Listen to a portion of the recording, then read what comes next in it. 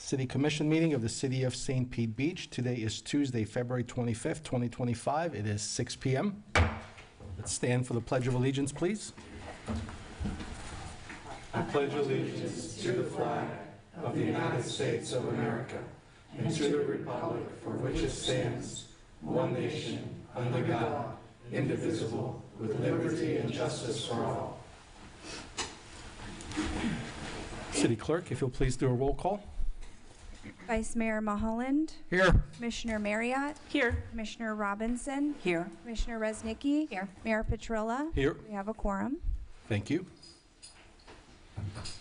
All right, first we have a couple of presentations.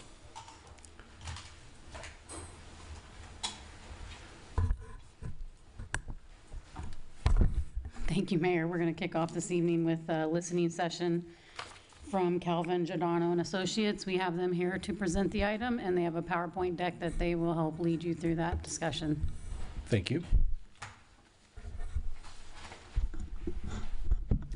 Good evening, Commissioners. I'm Louis Cerna with Calvin Giordano and Associates. Glad to be here this evening.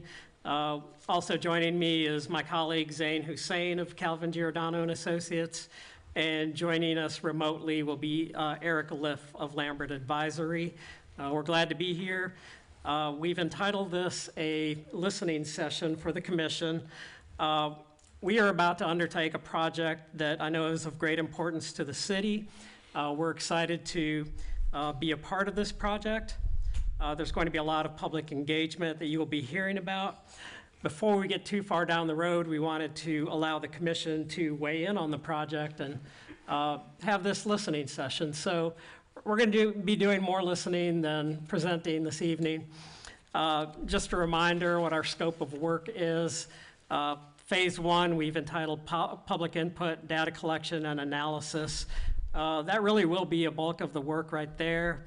From that, and there's a lot involved in phase one that we will get into in more detail. But after that, we will move into phase two, which is draft plan revisions, and then phase three, acceptance of recommendations by the City Commission, and then phase four, adoption.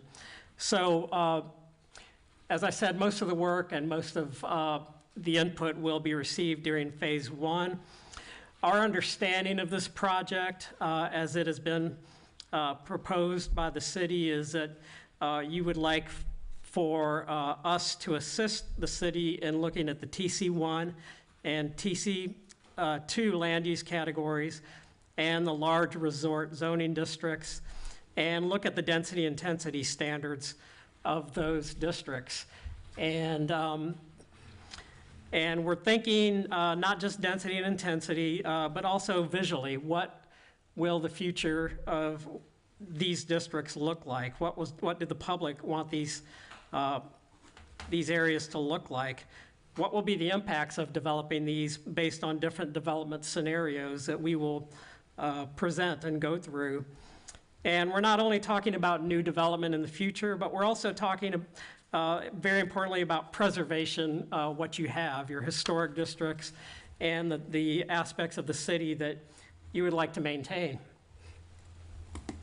So, as I said, phase one, we're starting with this Commission listening session. And by that, what we would like to find out are what are your hopes and expectations for this project and for the public engagement portion of the process. What would you like to see come out of this process? We are talking about the future of the city, and whatever comes out of this, whatever gets adopted, will have an impact. So we would like to find out, before we get too far down the road, what you would like to see. And yeah, I'll definitely give you time to weigh in on that. So the project deliverables, just briefly, where you're going to have a lot of public input. And so we will provide a summary of public input processes and outcomes.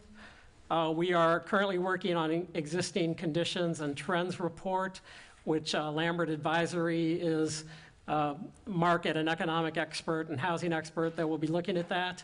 And they've already started down the path. and then visions and key recommendations report. So those are the deliverables that we hope to have for phase one. As I said, there will be a lot of community engagement. We want this to be an interactive process. The city indicated that they would like people who don't normally show up to meetings to participate, and the city has also provided a very specific list of groups that they would like to be included and be involved. We do want to keep this as, we don't want to come with our preconceived notions. We want to do a lot of listening. What are your ideas? One of the things that we would like to do that we think will be very useful is to do real-time visualization as we talk about what are different height scenarios, what are different density scenarios, what will that actually look like using computer graphics. So we think that will be very useful in engaging the public. We've discussed in the past stakeholder identification. There's going to be quite a few community workshops starting very soon, I think a couple weeks, and you'll be hearing more about that. We'll be working with the city's public information officer on that. Yeah, just trying to get as broad of, as much participation as possible. So we've scheduled 2 community workshops, or we will schedule 2 community workshops, 2 workshops specific to the large resort districts, 2 workshops specific to the town center district, and then, as the commission mentioned the last time we met, a virtual workshop to engage people who may not want to come out physically. So we plan on using, as I indicated, a number of different techniques that we've used successfully in other communities. Really just getting participation, trying to make it as interesting as possible. We're discussing with your staff this afternoon. We don't want to tell people we're doing a comp plan update because you know, people hear that and they'll say I'm not going. So we want to advertise this as a future impacts of development on the community, or we'll come up with some titles to make it more interesting. You know, ultimately, we will be amending the comp plan or recommending changes to the comp plan, but this is really about, you know, a very large area of the city that is receiving development pressures now, and that we want to address any potential changes. We are going to be conducting interviews with city officials, thought leaders. We talked about with staff pop-up meetings at public events and online meetings like the downtown marketplace. And of course, you will have a chance to weigh in on a lot of these as well. Some other techniques we hope to use: live audience polling, community impacts, and urban form and density changes. Again, that's the graphic on the left is sort of a visualization that, you know, perhaps we consider more density in this area in exchange for lower height, or vice versa, things like that. What would that look like, and what does the community want to see? These are phases 2 through 4, not as exciting. This is really where we will be putting together, distilling all the public engagement efforts into our recommendations, ultimately for adoption. Lambert advisory roles. I don't know if Eric wants to, if he's available at the, online to speak at this point, but I can have him explain their role in really the hard data collection. Eric, I don't know if you can hear me? Yep. Okay, gotcha. And, Tell me when you want me to switch slides. what's that? Can you hear me? Yes, we can hear you. Just tell me when you want me to switch slides. Okay, I actually can't see the slides, so Okay. I can go through them. I kind of know them well, and then I'll tell you when to go on the next one. But and I'll go through this very quickly. First of all, our role, Lambert's role in this, is to provide, you know, as Louis had said, the economic and market fundamentals that kind of guide the comprehensive plan and land use development codes. these don't work in a vacuum. They've got to have the economics and the market behind them, and they help to kind of create that envelope. It's very important to understand, and I'll kind of reiterate this again. Our work in the economic and market component is objective. It is not to drive anything. It is statistically based, and we try to understand what the economics are around the major land uses. And I'll get into that in a second. So our scope, just very quickly, is we start with an economic and demographic trends and forecasting, which we've already started, as Louis had mentioned. Then we've started the market supply and demand trends that focus on hotel and multifamily uses, multifamily being both rental and condominium for sale. And we'll come up with demand estimates over a period of time to help guide the planning effort, and put kind of, again, those guardrails on really what's the reality of this when you start to plan long term. Obviously, there's a lot of pent up demand, and I'll mention this at the end of this discussion. Given the limited amount of development that's occurred over the last several years, and with so much activity that's occurring around you within Pinellas County, and specifically the South Pinellas area. Then we'll assist the planning team with identifying strategic locations for multifamily and hotel redevelopment. And that includes, proximity to amenities, including retail, dining, and grocery. And then lastly, what we are going to do at the end of our as the last phase of work is we're going to do a benchmark analysis of select municipalities within the state that we can kind of look at and provide metrics as to what's a good balance, or what's a desirable balance, if you will, of uses, based between the residential, commercial, based on your population, land uses, and so forth. So that will kind of be the last phase of work. Process and timing. We've had the kickoff meeting, and we had a good meeting with the city staff in the planning team. We are in the process of actually completing the economic and market data, and plan to present that to staff within the next week or so, and then obviously present that to you as well. And then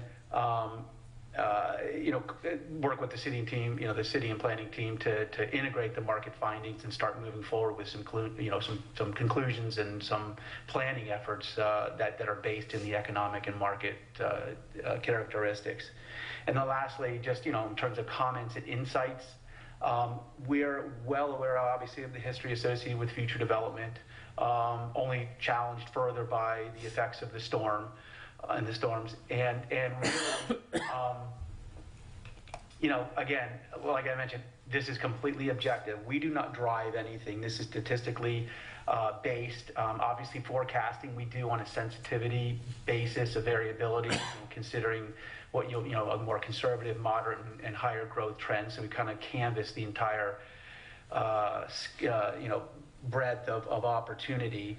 And like I said, from what we're finding already, demand within a reasonable, within a reasonable amount, if you will, is very strong for multifamily and hotel. Like I said, we'll show the amount of activity, and I know you're seeing it within the surrounding communities. And it's not to say that we're not, that you could build to the same density as anybody else, but the fact is, within measurable and manageable amounts, and within strategic locations, there is certainly demand and opportunity if that's desired by the city and the community, and then obviously put into code. So and again, we understand obviously all of the the issues and challenges, but really the focus is to understand the community desires, understand what effects development has on infrastructure, and then lastly we'll also provide in addition to the benchmarking, some economic and fiscal impacts, kind of some variability and understanding of what those effects on the fiscal landscape is, given varying uses, so that can help balance the uses as part of that planning and land use code. So that's my presentation. I don't think I told you to click on. Sorry, Louis, but if there's any questions, I'm certainly here to answer. Yeah, thanks, Eric. And we're really glad to be teamed with Eric Liff and his firm. I think it's important that any any outcomes of this process be tied to hard data. CGA is really, we're really adept at the public engagement process, understanding land use and planning issues, but we're really glad to have the hard economic and market data from Eric Liff. So that is our presentation. We've done a lot of talking. This is billed as a listening session. So I'd like to leave you with this question is, what are your hopes and expectations for this project and the public engagement portion especially? And what are your concerns or questions that we can answer? And feel free to direct your questions to Eric if they're related to his data. Thank you, Louis. Commissioners, questions, comments? I'd like to go. I have a few questions. I'm glad to see that there's a focus on density and intensity, because 20 years ago, according to every citizen survey conducted, there was a strong desire against building for increases in height and density. And I'd like to know if that still stands within the community. Will there be a mailed survey as well to residents who cannot attend? Will that, and if that is so, is that going to be at the front end or at the back end after some of this has been publicized? Again, the economic impact versus the level of services, and that as well includes density and intensity. That is a huge issue out here. Infrastructure demand. I think those were some of the 3 things at the end that I was happy to see that are going to be a priority on this, because this is laid on the residents' backs for way too long. And I'd like to really see where the residents feel as far as, density, intensity, and, floor area ratio as well. That wasn't included in there. Yeah, thank you. And yeah, we will touch on all those issues. They're all interrelated. As you know, density and intensity affects infrastructure. As far as a mailed survey, we will discuss that with staff to see if we, how much coverage we can do. And I think we had some discussion at the last meeting. It will definitely be available online, so we will provide that service. We have an older population here that not necessarily is online, so I would suggest that we do something in a mailed capacity as well, Okay. or some sort of outreach to that.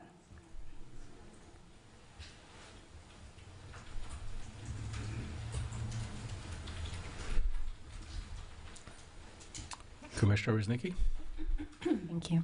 Some of the things that, when looking at your presentation before and kind of thinking of ahead, that I know you're going to include, because I know a lot of what you're talking about is in community input from the city.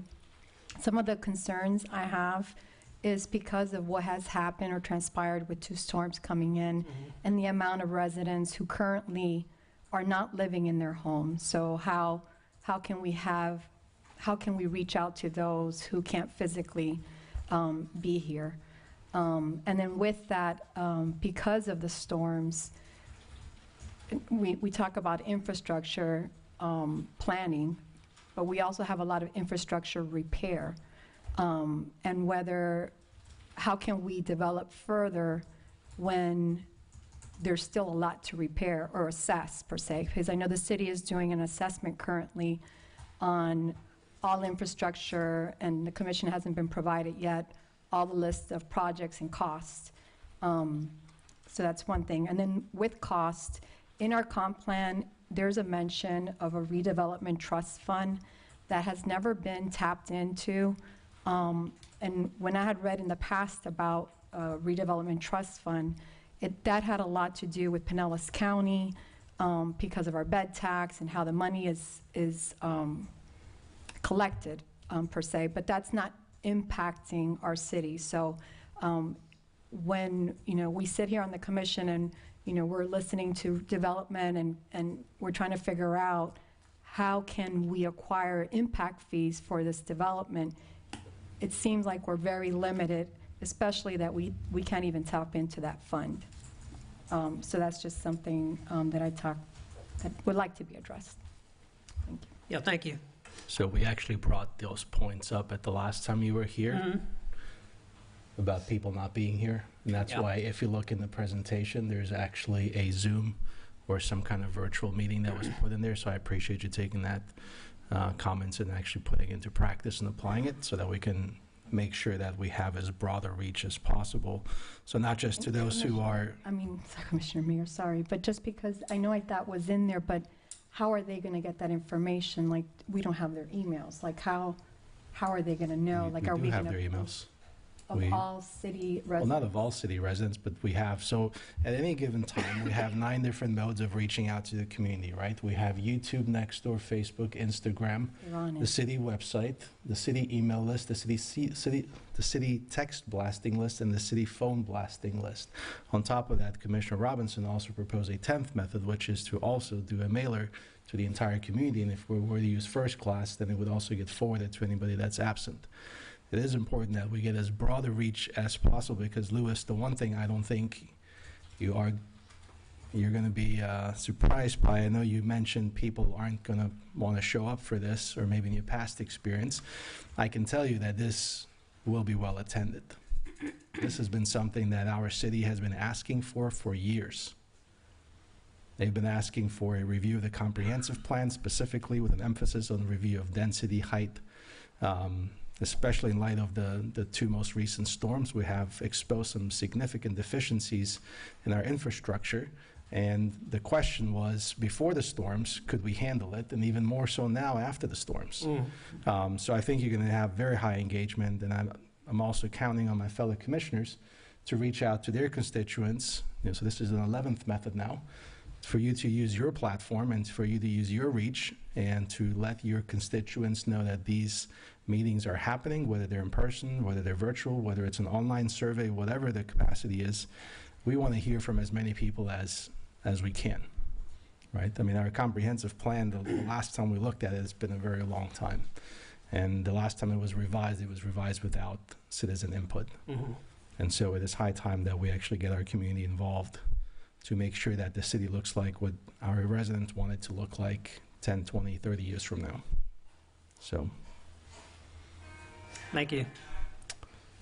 all right, if you'll please silence your cell phones. Thank you.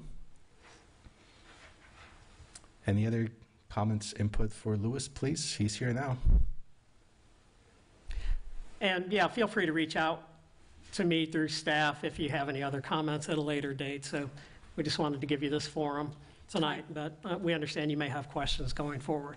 I have another one. Time frame. What are you thinking? Time frame for start? I mean, obviously this is the first one, but Yeah, we're working with staff closely now. I think we're looking at the week of, I think we're looking at March 13th as a tentative first meeting date. okay. That's right around the corner, so we're going to try to knock out some big issues this week, really, to get the ball rolling on that. And what are you hoping that the elapsed time period will be for the community engagement portion? Is that going to happen over a couple weeks or a couple months or? Yeah, I mean, I think we would rather be deliberate on this and probably take, 2 or 3 months to do this. And, the first one typically gets the ball rolling for the later ones, so we don't want to rush them together.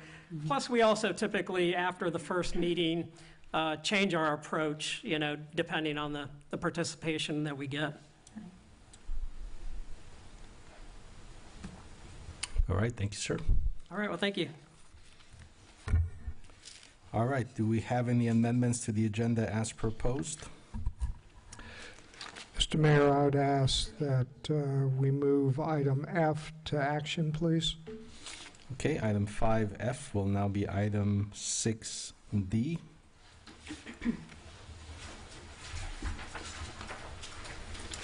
I have a couple items for discussion. Okay. One is sod bond, and I don't know if that can be discussion or if that can come up as well during our presentation on recovery efforts. If it comes up then, we can deal with it then. Okay. The next item would be a status on the forensic audit. And the following that would be accountability for tidal basin.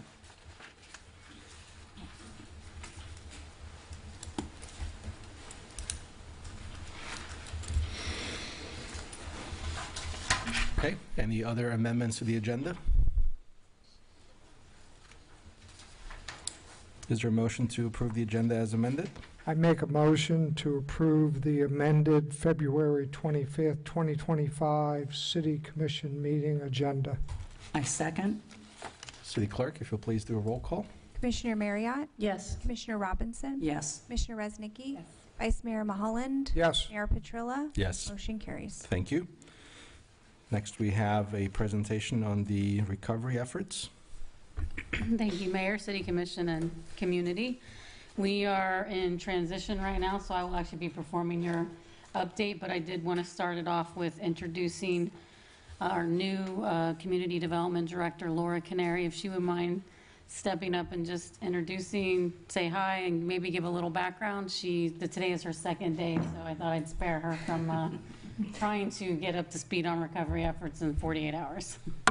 Thank you. Good evening, Mayor and Commissioners. As Francis said, my name is Laura Canary. I'm the new Community Development Director. First of all, I just want to say thank you for having me. I'm very excited to get started.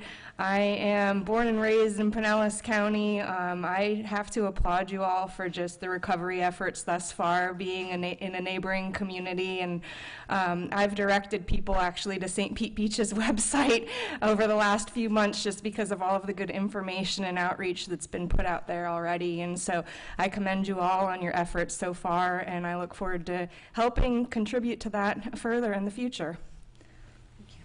Thank you, Laura. We're looking forward to having you here as part of our amazing staff. Thank you so much. Welcome.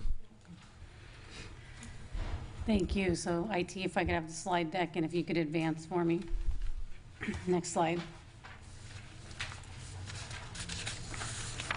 So tonight, it's a little bit of a condensed agenda, given that we're in transition. So I'm going to be going over just an update on permit processing and inspections, some information on damage determinations, appeals, and where our volunteer program stands right now. Next slide. So in permit processing, the last meeting we discussed how there is an alternative approach to submitting a permit. So we're essentially going to be communicating that we have two approaches. The preferred by staff, if you want an expedited permit issuance, would be to submit all of your storm damage in one permit with your packet. So that's going to give you the quickest response because of the technicality of looking through all the files. However, there is an alternative approach where you could submit multiple permits. So for example, you could submit your electrical permit first, plumbing, your air conditioner. You could do it all separately, finish the work, and close it out. And those could all be submitted individually ahead of April 11th, when is our planned time frame to end the permit fee waivers, unless we get an extension, and we will talk to you about that in April. So the pros to this are you are reducing your risk of having high value open permits during hurricane season. So even if you didn't finish all your work, but maybe you finished half of it, you would then only have half of it open, which technically, if we had another storm, could count against you in another storm event and the damage that would be associated with it. However, closed permits are complete and they have no value to the determination of a new storm. The cons, as I mentioned, more labor intensive because our plans examiners would have to research multiple permits to ensure that it does not exceed 50%. Our recommendation is if you do want to take this route, just submit your complete packet with each individual permit, because then they can see that you already have a plan to do all of the work, but you're putting in individual permits with all of the information. Yes, and this was formerly called phasing, and we're not using that term, is my understanding. And also I was told as well by the building official that you can put those permits all in at the same time, even though they're individual. You can. So people need to understand that you can put them in all at the same time, and they're all individual, versus putting them under one large permit umbrella. So this is a huge benefit for anybody getting late into the process. Thank you. Next slide. So you've seen this multiple weeks now, our permit status. We have a total of a little over 2,900 applications submitted.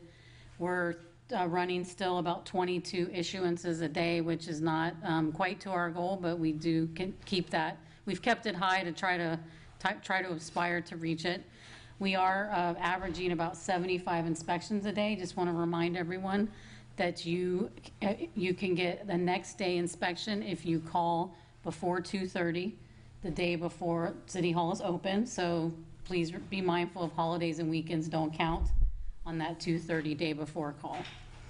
Some primary challenges we're still having: SD determinations. We still have outstanding a little over 800. So there are some community members that are still concerned, may have been issued permits, but don't feel completely comfortable moving forward. We are telling them that they are free to move forward if the city has issued them a permit, despite not having that letter.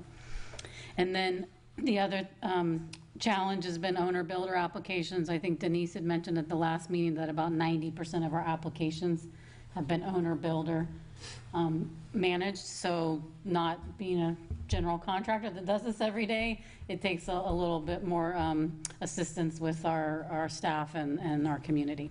Next slide.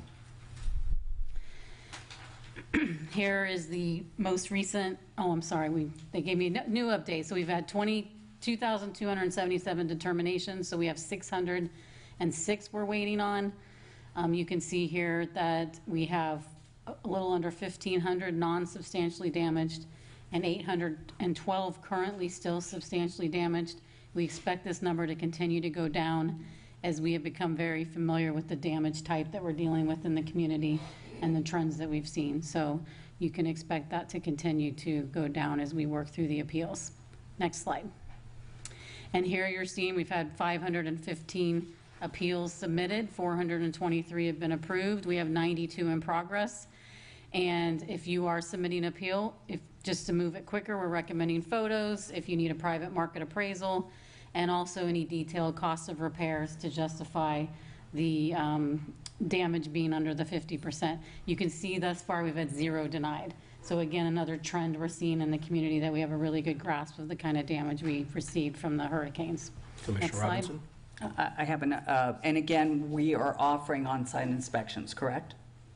Yes, if you want to receive your own, the city will come in and look at your property and help you basically approve the appeal.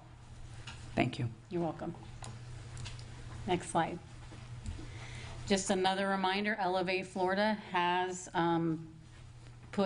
they've launched their portal. So please check it out if you're interested in elevating. We understand, like most of the grant programs under sustainability end up being first come, first serve. However, we have heard that Elevate Florida will in particular be paying attention to repeat flooding areas. So if you are a property that's had repeat flooding, you may be at the top of their priority list, as they are trying to move as many of those properties that have been damaged multiple times out of the floodplain. And then if you go to floridadisaster.org, that's where a lot of the further information is regarding just housing recovery support. So you can check out that general website, again, floridadisaster.org. Next slide. So we have a volunteer program. We have over a dozen, I'm not quite sure the number, but we had about 36 people initially interested. We've trained at least over a dozen who are rotating in and out of City Hall during the 9 to 1 permit desk hours. They are there to help you review your packet with you, make sure you have all your documents. They're collecting drop-off documents, so you don't have to come in, sign up, and wait, and also helping us with general questions. They have been absolutely amazing. I try to go down there frequently to say hi, but when you do come in, you're going to have immediate assistance from one of your fellow community members. And then we are still working on the details of implementing an in-home assistance permit application review, or setting up additional teams of neighbors who are willing to help, particularly our elderly population that may be homebound or just not know where to start. And so working on that as well right now. Wanted to give the new community development director a minute to get her settled, and then we're going to be trying to push that out. Next slide. I just want to say real quick on the volunteers. Want a huge thank you to everyone in the community that's actually taking their time and volunteering. And I put the program to test this week, actually just this morning, as you know. I just showed up with an address and nothing else, and I said, help me. I just wanted to see what the process worked like for my own house. And the volunteers took me through the entire process from beginning to end, helped me fill out all the forms, said, here's what you got to look out for, here's where you go to get this notarized, here's where we put this. And they went through the entire process, and then when I took it into the permitting department, I mean, the entire package was 100% completed the correct way, and they just took it in, they went through it, and said, everything is here, and it's ready to go. And the amazing thing is the wait time to speak to a volunteer was 0 minutes, right? And they take you all the way through the process from beginning to end. And it doesn't matter if it's a small package or a huge package, whatever the damage you have, they'll walk you through the entire process step by step. So I can't thank the volunteers and our neighbors really just for your generosity and for your ability. And the amount of varied, I mean, one of the gentlemen was an engineer that was at the volunteer desk this morning, another one was a retired attorney. You know, it all walks of life, and it's amazing to have these people available in our community and to dedicate their time. Thank you. I'd like to also mention, don't forget 2 for districts 2 and well, all districts, but 2 is upcoming for historic designation survey, and District 1 is also on the books for that too. So do consider whether you want your home, if it's over 50 years or older, to apply for historic designation, which is free to apply for. So I just want to keep that in people's mind for that going forward as well. Thank you. So I can take questions if there are any. I see some green lights. Commissioner Mulholland? Okay. Just a couple quick questions, Madam City Manager. So previously, Pinellas County was one of our principal bottlenecks for the SD or the determination letters. I don't see them listed. Are they good now? I mean, they're getting us the data as we need it, or? We are still having some complications on these final letters we need. We're actually, Linda Cheney has sponsored some meetings with Tidal Basin, so staff will be meeting with them and the Assemblywoman to discuss how do we get through this final process. We also met with FEMA this week to let them know and share the challenges we had. So we are working at the very least to prevent this from happening before. But Tidal Basin is the owner of the data. So although the county sponsored the state contract, it really was Tidal Basin that was responsible to make sure the data was accurate and transferred to the agency. Is our community development department or in the building department, are they no longer an issue as it relates to prompt data processing, the information in order to get the letters out, or are they still a bit of a hang-up? I would not say it's the county. Tidal Basin is our hang-up for getting these. So it's not the county, it's not us? No. It's Tidal Basin? Yes. Well, that name keeps coming up a lot, doesn't it? Okay, thank you. Commissioner Marriott? Yes, thank you. So I know that there's a number of people who have received permits who are in the, or who have applied for permits and are kind of caught in that middle ground of, you know, comments coming back to their contractor or comments coming from their contractor back to the building department, who have felt like, you know, like they're treading water a little bit and not getting anywhere. And I know you and I had talked about that a little bit. So I just wanted to make sure that people know that that the building department is aware of some of these problems, and that those are some process issues that are being worked on and improved, So for anybody who's, trapped in that middle ground of like, I applied for a permit, I thought I had everything good, the people at the counter told me I had everything checked off, and now nothing's happening, and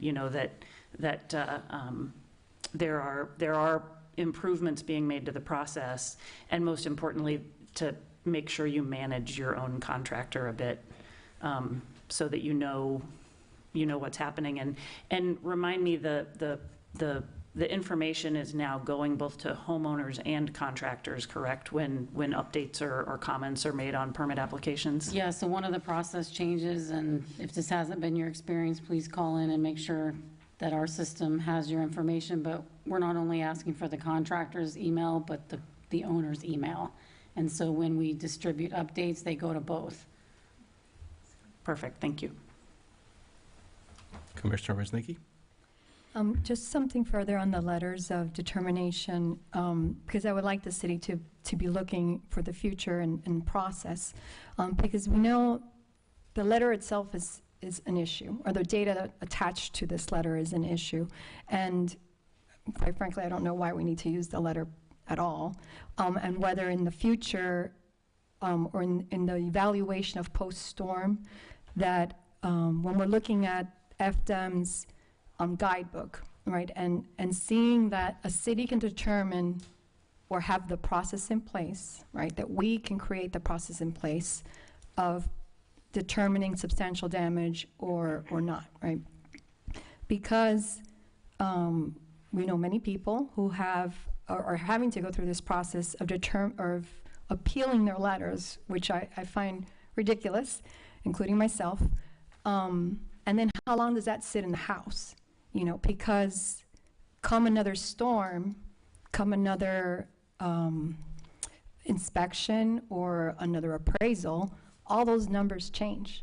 And none of the numbers are changing on Pinellas County. So, I've had to do what we called back then, because it was called the FEMA packet. When I remodeled my home, I did an appraisal. That number is not reflected on Pinellas County. That was 3 years ago.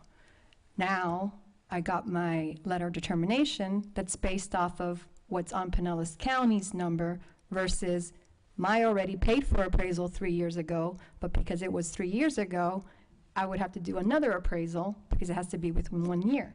So now I have to take in this cost because this letter is incorrect. And I quite frankly don't understand why we have to do that. Because everybody, like we see the numbers and the data that's been just shown, are being very successful in appealing it because they've all done their packets already. So why go through this process of appeal? Why put the ownership on the property owner, the cost, and everything else associated, time, because it's time and money, when we know we're going to be successful? We already have what we were calling the evidence, so why have that additional step? So I hope that we can eliminate this sooner than later, because come another storm, we would have to do this all over again. And for those that might not be appealing, let's say my percentage is not over 50%, right? I'm able to go get a permit, it's under that 30%, but how long does it sit there on this open permit? So I don't know if publicly we've put out there, how long does it sit there? When is it removed? Is it closed? If you don't appeal it, or does it just sit there open for indefinite amounts of time? All those little steps, at least I haven't heard, and I look at my appeal form and the steps I have to take to appeal it. It doesn't mention, well, if you don't do it, it'll be closed because it's under 30%, or there's no process. And it's quite frustrating because I know a lot of residents are frustrated with having to do this additional step, or even think that they have to wait for this letter if they already have an active permit. So I just wanted to put that out there. Thank you. Do you want me to comment? If you could. If you could. I don't know if that was a question or, so a few things to consider for the future that we are doing. One is that, and I think we've shared this with the public, we did not have a substantial damage assessment plan created going into the storm. So we created it as we went through the storm. So that did create a bit of clunkiness. We also agreed at the very beginning because of the, how large the damage was, when the county came to us and said the state is providing a contract for substantial damage, pretty much the entire county signed up because the system was overwhelmed. And we did not have a contract in place for any vendor to do the substantial damage assessment ourselves. And that's one of FEMA's rules. You can use your own contractors if you've done your bidding process prior to the storm. So two things we're working on right now is we have someone on staff working on developing a substantial damage plan. My goal is to get it to you for presentation before the next hurricane season, because once you have a plan, FEMA likes consistency.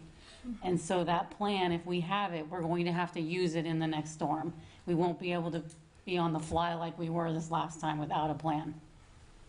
We're also already looking at an RFP for building inspectors, anyone who can come in and do a substantial damage assessment for us.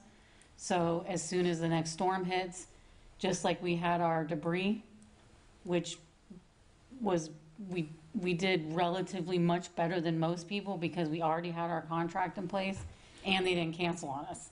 So those were two factors that helped us move the debris issue much quicker than a lot of surrounding communities. So the plan will be we can deploy a team to do our own substantial damage assessment, which means now the building official can lead them on the set of assumptions they use. So one of the main assumptions that happened on this county-wide level, and we don't know who made this decision, but it was made, that the flood level was 8 feet.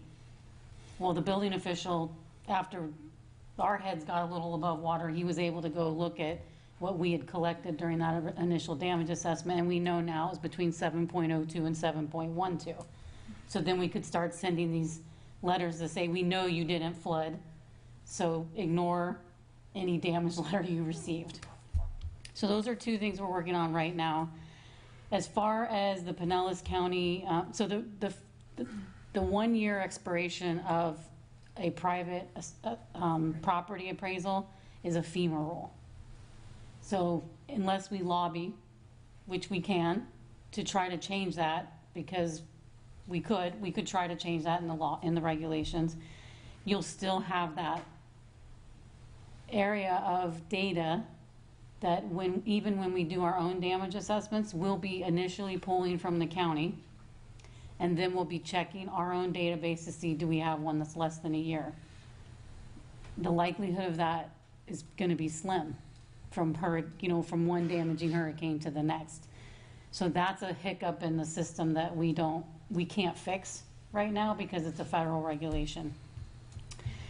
Did I address all your concerns mostly? The timeline for like closing the permit. So you have an open permit with the letter of I will check with determination. staff and we'll give you that update in the next, because I know we created a permit in the system to track all of the substantial damage letters we've received. I think this is a great segue that you're going to hear from us in the next meeting, that we're moving into that phase now where we have to bring in the FEMA data, which the last report they provided, this community has received over $150 million in assistance.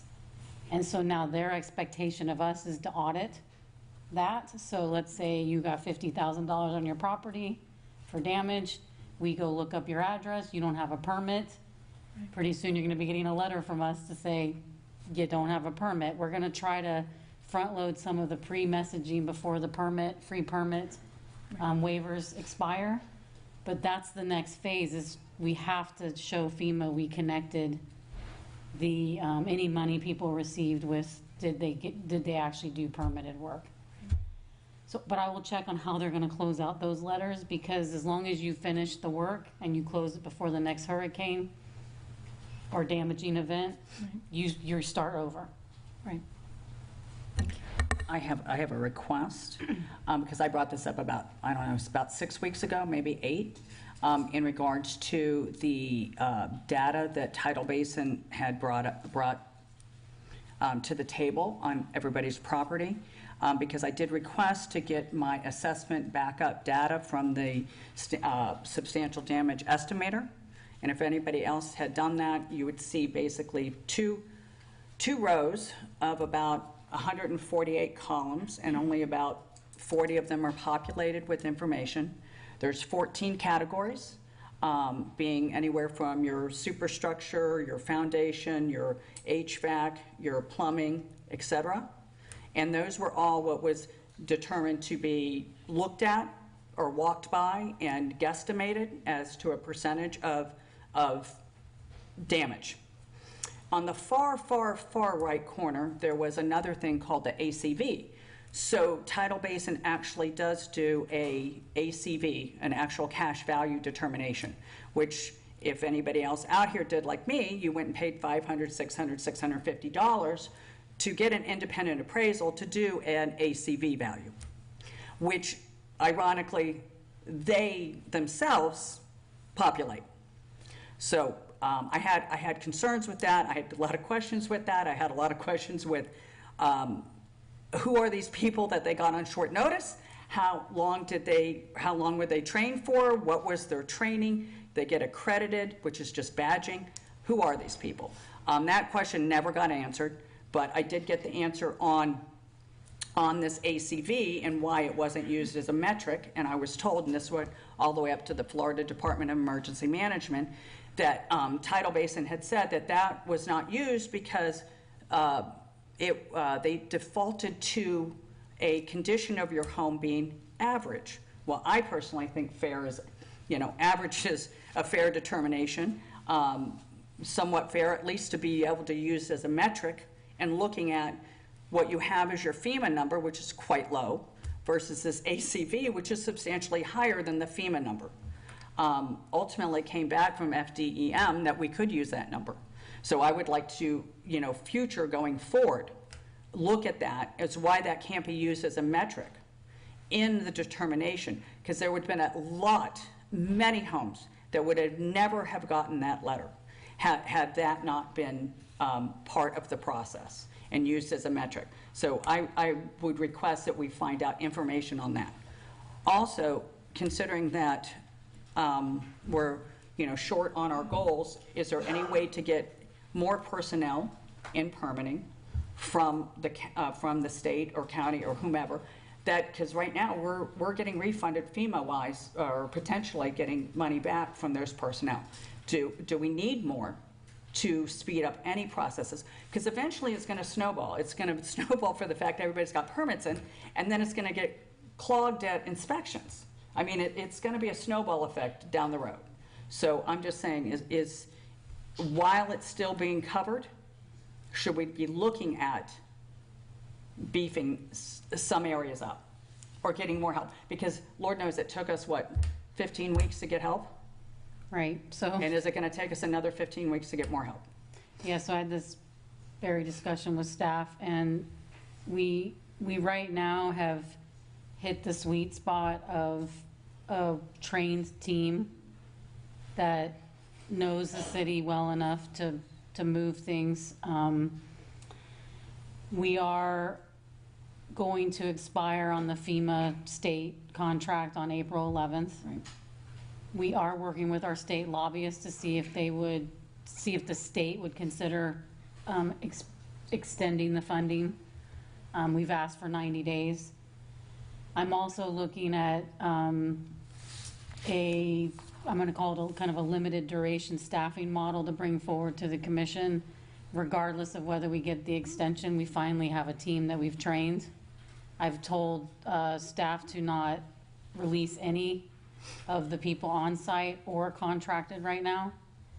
And we're looking at their interest in staying for a year so that we can provide some consistency to the community. We know it's going to take at least another year to reach, I'd say 90%, recovery and rebuild. So that's the plan right now. They have told me if they can keep everyone in place, they're kind of in a good rhythm. Okay. And they're feeling confident that we can keep things moving. I'm worried about the snowball, because I figure all the permits get in, and now all of a sudden we've got a ton of inspections and we're short on inspectors. Our inspectors we've staffed up, and amazingly, because you see they're averaging 75 a day. they're able to meet the demand. Okay. I don't see people move, I don't even see the contractors moving quick enough to For it. overload us if we keep this team in place. Okay, good. Thank you. Thank you, City Manager. Any further questions on the recovery efforts? All right. Next, we have audience comments. City Clerk. Thank you. Lauren Moniz.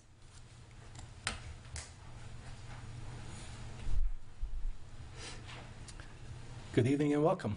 If you'll please state your name and address for the record, right there. You can give, if you have anything to give to the City Clerk, if you would like anything entered into the record. It's a petition with over 230 people. If you'll please state your name and address at the microphone so we can hear you, otherwise it won't get recorded. Okay. Lauren Moniz, and my address, you want my full address? Just whatever you feel like sharing. I'm Paso Grill resident. Thank you. I'm actually a new Paso Grill resident. Welcome. My husband and I bought our dream and forever home on the Gulf last year. And now I am horrified and quite frankly scared.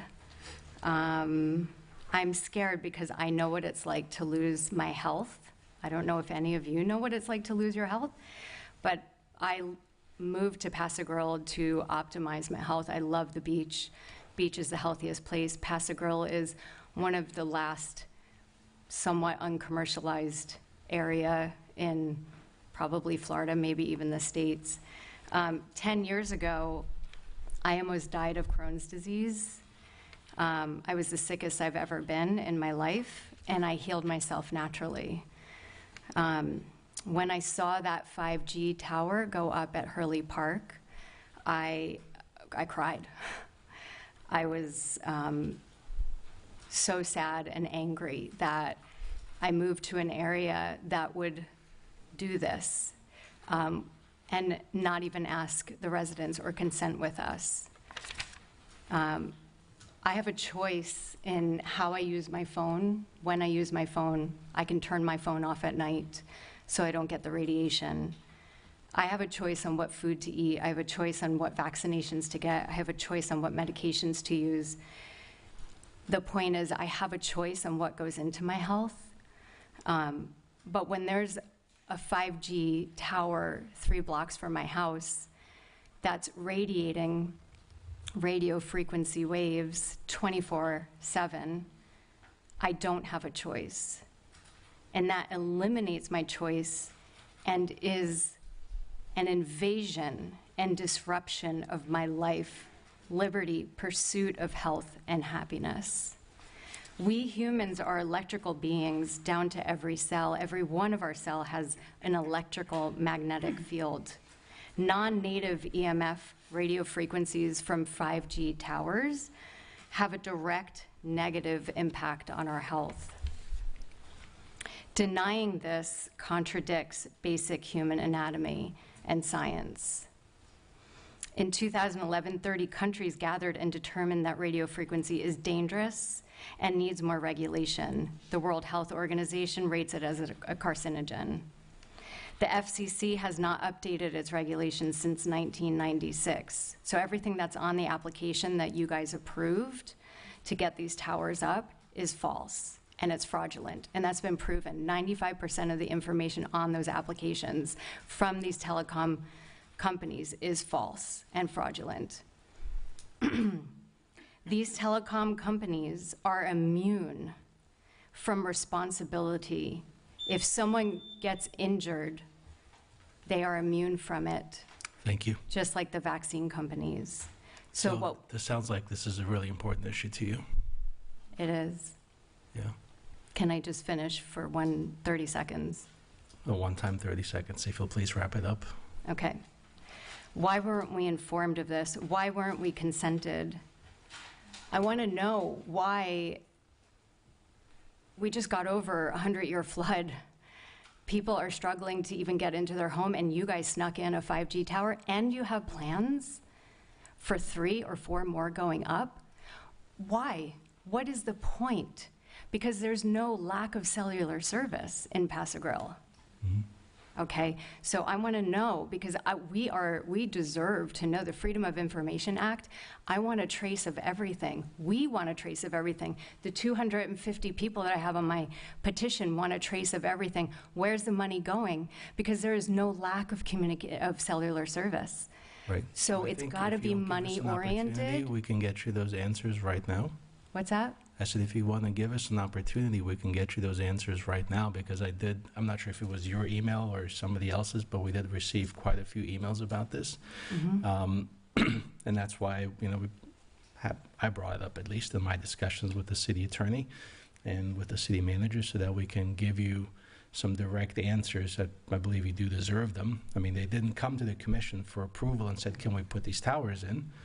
Right? It wasn't like they were brought to us and we said, here, you can have these towers. And so if you'll give us an opportunity, I'm going to ask the city attorney just to kind of give us a quick summary of where we are with the cell towers and how we got here. Would that be all right? Yeah. Okay, thank you. So you want me to sit down and you're going to answer? Yes, thank you. If I could go first? Yeah, you go first. Okay, so these points are valid. The FCC is in charge of the medical impacts, and they haven't updated their review in many, many years. Robert F. Kennedy Jr.'s Children's Health Network did file a lawsuit against FCC, and they won. And the FCC is supposed to be reviewing and implementing those, and I expect that we'll see some further advancement now that he's been appointed by the president. So I think that is coming. In 2017, the Florida legislature was approached by lobbyists for the cell phone industry, and they adopted a state law preempting local governments from saying no to small cell wireless communication facilities in the city's right-of-way. So we can't say no. They've also prohibited local governments from collecting any money from these small cell phone tower providers that are being located in the city's right-of-way. We are allowed to do certain things. We're allowed to require registration, proof of insurance, construction bonds, verification of FCC authorization, and the city through Brandon has requested and reviewed all of those. We can require poles to be of a similar design, color as a replacement pole, as an existing pole, and we've done that. We've limited the pole height to the limits that are in the state statute and limited the cubic feet, required them to scale down the size of them. We've also required them to reduce to the maximum that's allowed in the state statute preemption of the city. So we've done many of the things we can do, and we did ask for them to voluntarily move some of the towers, one by the fire station and one by Paso Grill. Some of those were rejected, but we did ask. The state statute prohibits us from doing quite a bit, but it does allow certain things. We can revisit, and I could do a review of our design criteria, design standards, to see if there's anything else we could possibly do with regard to trying to regulate these 5G within the St. Pete Beach. And I can bring that back to you. I think everyone wants us to look into it, so we can do a review. It's been a while since we adopted our 2019 rules. It's been amended maybe once since then, but we could review it again. Okay. And this also went before the historic board? I don't know the answer to that. I think there Yes, was so a we- discussion with the historic board chairman. Yeah, so we did take it to the historic board for input and an opportunity for the community to weigh in to the extent they could, because I believe, if my memory serves me correctly, they submitted two options. One was adding it to the pole height, which was within the height, or creating another pole that was shorter. And so when I talked to staff, I said, you should take it to some community board to at least weigh in on the design to the extent they can. Commissioner Mulholland? Excuse me. Thank you, Mr. Mayor. I just want to make a couple of brief comments on this because this is my district. So on 12/12, the Historic Preservation Board did offer consent to these cell towers in Paso Grill. On 12/16, I had a community meeting at the Warren Webster Building where there was probably 20, 25 people there, and not a soul mentioned anything about the cell towers at that meeting.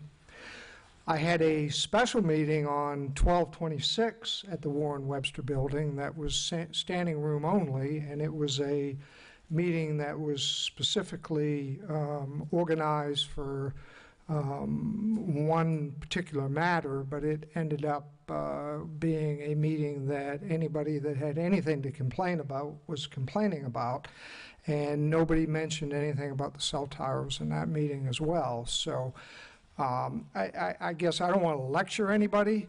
I was kind of in this spot 2.5 years ago where I wasn't paying much attention to what was going on in the city.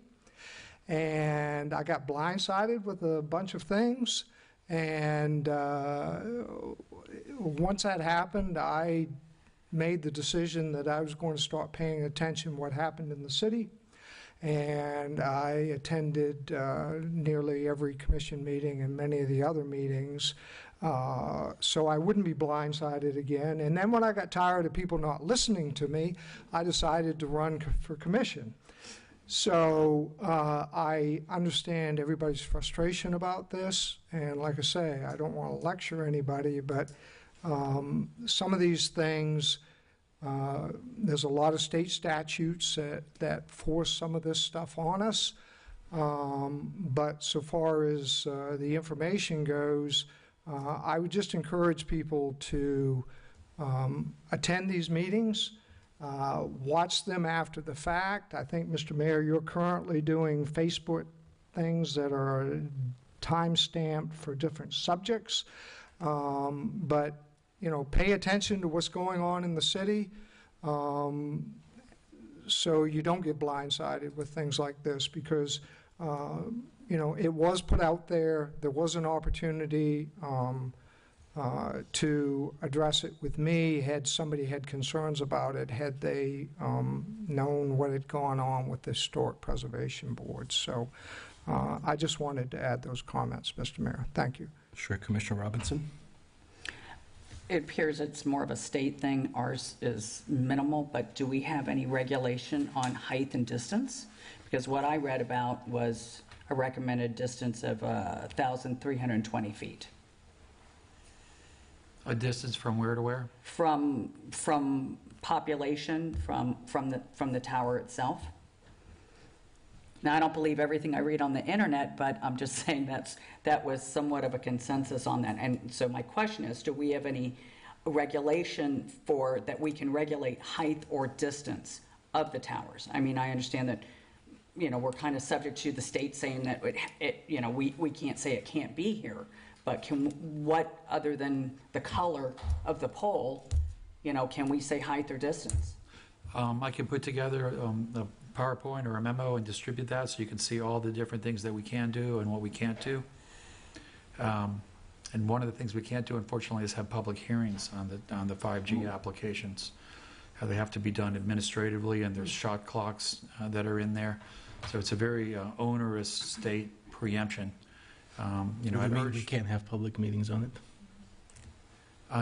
You can have a public meeting like this, but you can't subject the application to, say, a conditional use application for the 5G tower. It has to be handled administratively, and there's 14-day shot clocks and 60-day shot clocks that are put into the state preemption statute. I think there are many cities that are concerned about this. The legislative session is coming up again. Florida League of Cities is also concerned about it. It might be something that we can push and try to lobby for in this year's legislation. Again, it's hard to fight Verizon and AT&T. Excuse me. I'm not sure whose phone keeps going off, and I'm not sure who's speaking in the back, but we've given everybody an opportunity to come forward and speak uninterrupted. And so if you have a conversation to have, please have it outside and then rejoin us when you're able to sit here, participate, and listen. Thank you. So I'd urge us to look into the legislation in Tallahassee and maybe lobbying in the federal government to try to get more control. Commissioner Mulholland? Madam City Manager, I'd like to be able to ask Mr. Barry or Mr. Mills a question about an existing 5G, I believe, that's already in Paso Grill. Are you okay with me? And they may or may not even be able to opine on it, but I believe we have an existing 5G that has been there for some time down around 30th Avenue and Paso Grill Way. If they're. I didn't even know what it was I'm trying to see a which. year or so ago, but I don't know if Brandon's here. Yeah. He's I here. can't see past the TV. Oh, coming. There he There he is. is. didn't think you were going to have to talk about this tonight, did you? Isn't there an existing 5G, like at 30th Avenue, is kind of back in the trees, 30th Ave, I want to say 30th and Paso Grill Way. It's somewhere close to there. That's been there for quite some time. Correct, I believe it was, right, yeah. Excuse me, we're trying to hear him speak, okay? It's impossible to hear, and especially for people at home, when you're yelling out. So we gave you the courtesy. All we ask is for the same courtesy to let other people at the podium speak uninterrupted so we can hear them. Thank you. Around 5 or 6 years ago, Verizon came through. They installed, I believe they were all own poles. The current installations are equipment on Duke replacement poles, but they did come through. There is one, I believe, around that location, yes, and that's a Verizon pole. Right. Have there been any complaints about that particular pole that you're aware of? I understand that you may not be aware of it. There was one pole in Paso Grill that was installed under the previous wave, which was Verizon's applications, where it was relocated. I don't know if it had anything to do with health effects. It might have been just visually it wasn't appealing, but it was relocated. That was something they were willing to do at the time. So.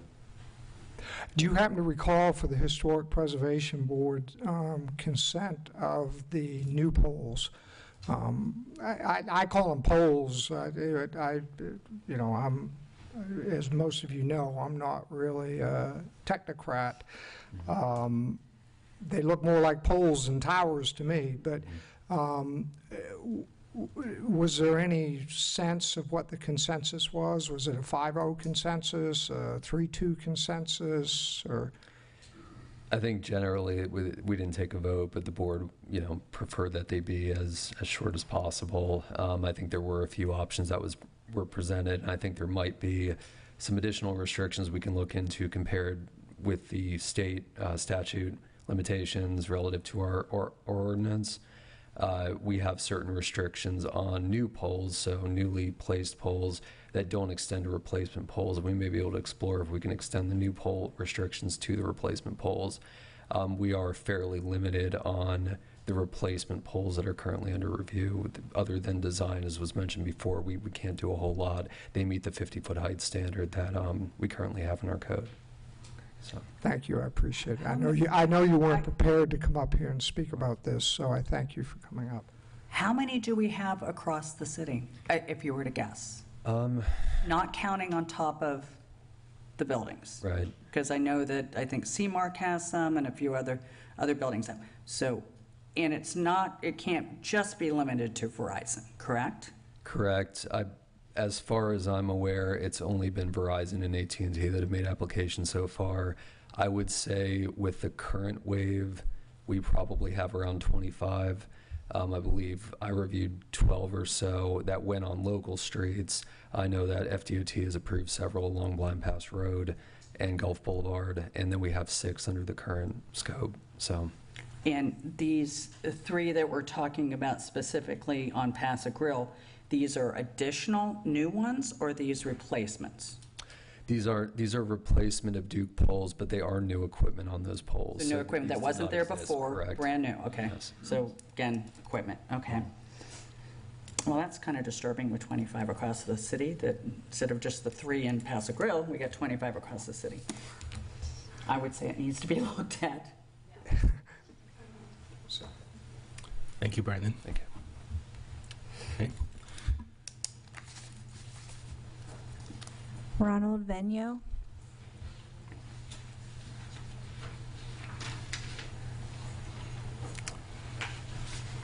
Good evening, sir. If you'll please state your name and address for the record. Hey. Yeah, my name is Ronald Vigneault. I live in Paso Grill. All right. So I have a question for all of you in the audience.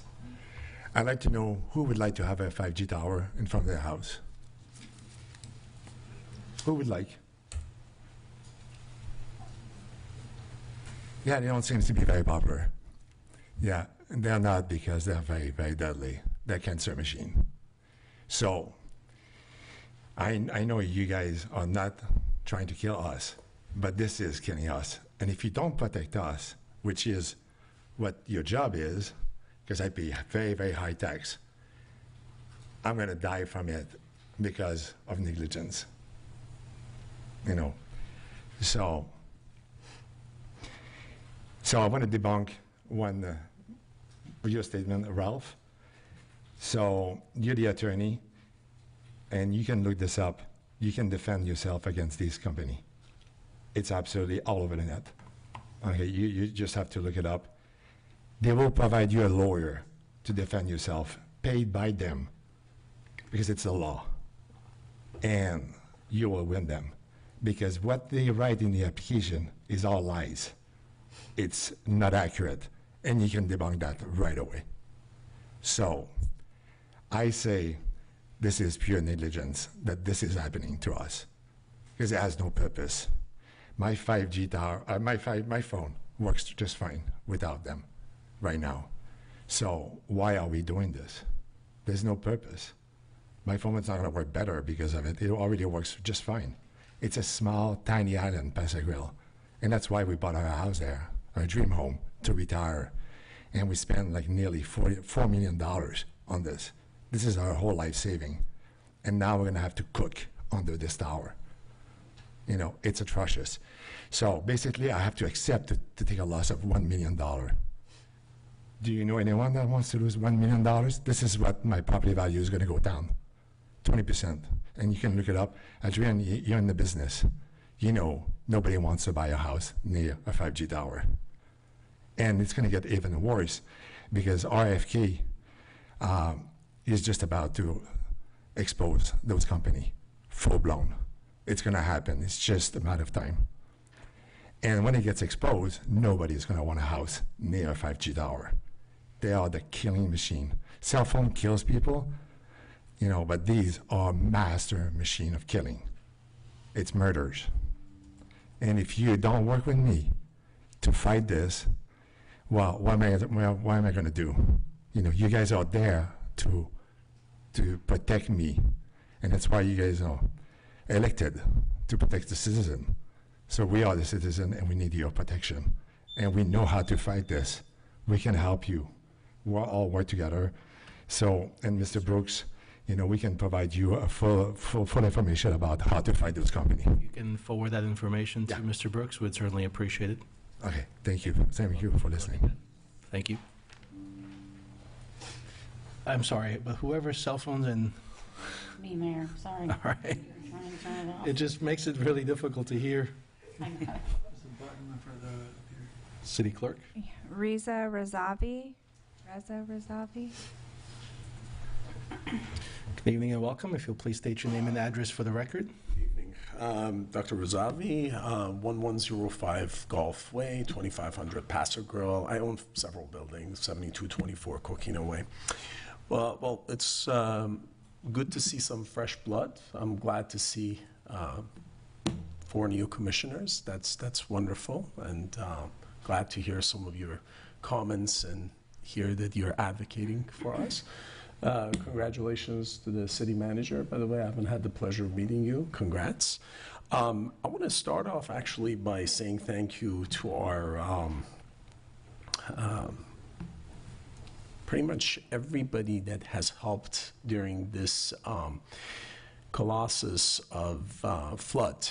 So our firefighters, those folks, the city workers that worked around the clock, nurses, doctors, neighbors, citizens of our community, they've done an amazing job, and we need to appreciate them, police officers. So first, I wanted to kind of say, start off by saying thank you. Our city is back. We're resilient. We're not going anywhere. And, we will rebuild, and it's going to be better than before. But we're really grateful to our firefighters. They've done such a marvelous job. I see them working around the clock. The first responders. So thank you on behalf of all of us in St. Pete Beach, Paso Grill, and all of our neighbors who've held hand and proved, our country, America, this is what it's all about. Neighbors helping neighbors and communities coming together. So a concern, switching from that, a concern regarding these 5G towers. I think I'm glad we brought up the issue of historic board. By the way, Mr. Holland, I'm going to provide you, since we're in the same district, I'm going to provide you with my cell phone. It's 813-494-8874. I never want you to be alone in any of those meetings starting today. I'm retired. I'll come to every one of your meetings, and I'll be side by side, and we'll consult. I went to Stetson Law right around the corner, so if I can help in any way, I'm right there for you. But what I want to share with you guys is that I am glad that we have a historical board. I'm hoping, distinguished city manager, that we use our historical board a little bit more, meaning we just don't use them as a rubber stamp. We actually utilize them to take a look critically at all of these things and provide feedback. Super duper important. I was talking actually to Sean Hurley, who is on historical board, and this is important. Couple of issues, because I know time is of the essence. My issues, some of them have been addressed. Privacy hasn't been addressed because these towers are also utilized for facial recognition and all of that. So I would love to hear from you guys regarding that as well. Thank you very much for your time. Appreciate it. Thank you, sir. Tiffany Margaritondo. Good evening. If you'll please state your name and address for the record. Hello, my name is Tiffany Margaritondo. I am your neighbor off of 59th on Valley Way. My husband and I have 5 children, all of which are under the age of 18 and 4 of which play competitive sports. And I only note this because I want everyone to understand the level of work it takes for our family to maintain its day-to-day responsibilities, in addition to the added workload the hurricane has brought. Tonight, I want to discuss the roadblocks we have run into while trying to get our family settled. The first issue we faced were the clerical issues made by the city regarding our substantial damage letter. We waited and waited for said letter that our insurance company was asking for and that we needed to apply for the increased cost of compliance. It never came. Our letter was mailed to the old owners of the home. Thankfully, they were kind enough to forward it to us so we could get it amended showing we are the current owners of the property. How can our elected officials say they are putting residents first when they don't even know who lives in the neighborhoods? The next set of issues are directly tied to our demo permit. Our contractor is unable to reach anybody via phone or via email to obtain accurate information. They have reached out to multiple people, including bbarry@stpetebeach.org, without return correspondence. The volunteer team that has been put into action is proving to be a detriment instead of a benefit because each volunteer has a different interpretation of code, which means that our contractor keeps getting told to submit different types of documentation. Most recently, our permit for demo was kicked back because we did not provide a vegetation or landscaping package along with our sod bond. Excuse me, I'm nervous. My understanding is that if we tear down our house and are unable to start the rebuild within 60 days of teardown, we are required to sod our entire property so that the city does not have to worry about an aesthetically displeasing empty lot. Adding insult to injury, we aren't required to provide just a sod bond. We are required to provide a bond in the amount of 125% of the cost to sod the lot. Why is this not being waived for hurricane victims? I'm also meeting with a landscaper tomorrow to discuss tearing down the mature magnolia trees on our property that survived Helene and Milton and have been there since 1961 because they don't fall under the approved species of shade trees required. Can anybody tell me what this has to do with getting our demo permit approved?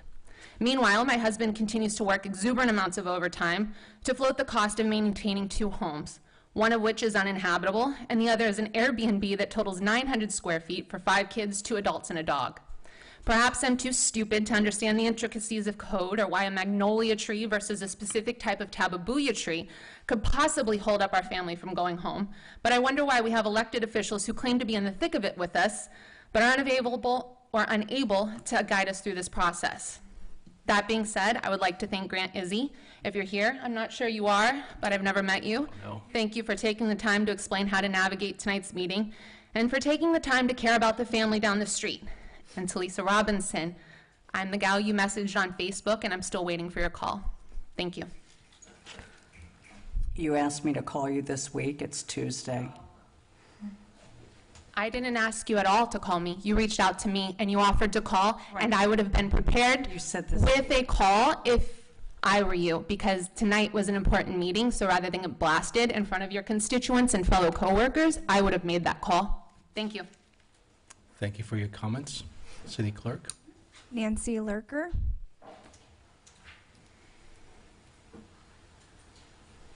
Good evening and welcome. Please state your name and address for the record. Thank you very much. Nancy Lurker, 1405 Pass-a-Grill Way. So I had some comments, but I'm going to not use them based on some of the conversation that's already occurred about the 5G towers. So first, I want to say thank you, Mayor, for having the attorney speak. I appreciate that. And Commissioner Mulholland, thank you as well for you commenting about at least bringing this up. I travel a lot, so I'm out of town. I can't make the meetings. So unfortunately, I was not aware of the 5G tower until I saw it go up at, I believe, 15th Street and Gulf Way. So let me give you just a bit about my background. I have an undergraduate in biology and chemistry. I have an advanced degree in finance, and I've run 3 different biotech companies in my career. So I know a thing or two about science. I did a bunch of research on this. Let me just say, short term probably doesn't have huge effects. Long term, we don't know. I want to echo what the mayor said, which is we know that the administration is going to open the books back open on this because the data is basically saying there could be long-term effects, particularly neurological, and that is something of concern. So what I would ask is there anything we can do, particularly as the federal government potentially reopens this, to revisit it in our neighborhood? And I don't know if there's some way we can get back to the state. I'm happy to work with my fellow neighbors to petition the state, kind of raise a ruckus over it on social media, to at least say stop. As an aside, I continue to be dismayed at how the state preempts local. I think that's a terrible precedent to set. And then finally, I just want to make sure that we are seeing if there's anything we can do to stop further the number of towers that get put in. Doesn't sound like we can based on what the attorney has said, but I think at least pushing if this opens up at the federal level. And then, as I said, I'm going to work with my local neighbors to try to raise some awareness about this on social media, particularly with our congressional reps and the federal government. But I appreciate everything you're doing and for your openness to this. Thank you. Thank you, Nancy. So our state representative for our district lives in our city here, Linda Cheney. If there's anyone that could reach out to the state legislature, I know they're in session right now. They're looking at bills. And then also our senator is Nick DeSigli. He's just up the road in Indian Rocks. Those are the 2 individuals I would reach out to at the state level. I know I've been working with several of the mayors for the last year because home rule, that's what we call in Florida, the ability to self-govern for cities. And that's been eroded over the last 10, 20 years, and you see it every year. You know, last year and the year before and the year before, we fought the short-term rentals. They wanted, to come in and just do a one-size-fits-all for the entire state of Florida. And so, through the cooperation between all the small cities and the mayors, we've got, 440 cities in the state of Florida, so we were able to defeat that at the very last minute. The governor vetoed that, even though it got voted through. So that's one of the areas that we're using to combat this is trying to fight for that home rule. And I know there's a group of mayors that's working on this right now locally. They've organized it locally, taken it statewide as far as we can, because it's just, you see it with every little thing. And I know what his answer is, and it sounds as hollow to me as it probably sounds to you. I'm sorry, we can't do anything because the state tells us we can, and the federal government it is what it is, it still sounds hollow, right? And so while we may not be able to attack it on a frontal just like this, there are other things that we can do, sir. Yes, there are, and we are doing those things. Because it's not acceptable to just say, well, shucks, there's nothing we can do. We just have to find different avenues to attack them. I realize I don't necessarily share all those things that we do on a day-to-day basis outside of this commission meeting, but I thought you should know some of the things that we are doing to, to combat this in a different method. But I definitely would reach out to our state representative and our state senator. Again, they're both local. One's half a mile from here and the one's just up the street. City Clerk. Vincent Torminia. Good evening. If you'll please state your name and address for the record. Vincent Torminia, 3514 Casablanca Avenue, St. Pete Beach, Florida. I have a couple of things that I want to just talk about. I want to thank you all for being caring and everything with everybody that's from the storm. The second thing is there's been a rise in glioblastoma, and it has in Vina Del Mar, Paso Grill. I know a lot of people that have gotten it and stuff like that. I know the Sprint towers used to be there when it was Sprint. Then T-Mobile took them over, and then Verizon came in. But it should be somewhere where people own this property, they could say, I don't want it here. So if that's a possibility of doing that, because actually I had it from Duke Energy, wanted a transformer in my backyard, and I said no. And they never put it there.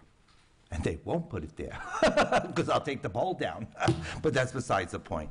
But, so, I mean, there was no reason for it. And they found that there was no reason for it. So, and that's what I just wanted to bring up. Also that if, I gave you the thing from Ashley Moody's office, the ethics complaint, and I really believe that that should be filed against the people that were here prior to you that have done a lot of damage and taken a lot of money. And from 2010, that we are paying for storm sewer assessment, 2 of them, not 1, 2, and we have no storm sewers. So, I mean, this really needs to be addressed. I mean, Camden is working as much as possible. We're trying to get money, grants, stuff like that, but we need more before this storm season comes again. I saw it the other day, and it was starting to fill up the streets again. It's bad. The walls need to be raised. We need a storm sewer there somehow. I mean, I don't know. We have a push on our block, supposedly, but no storm sewer. So I don't understand why that push is there when it's not pushing anything except from Gulf Boulevard. And it's bypassing us totally. So, and we go down like this, so the water comes down like this and fills up. And I just don't want to go through again what we went through. So, and that was it. Thank you very much. Thank you, sir.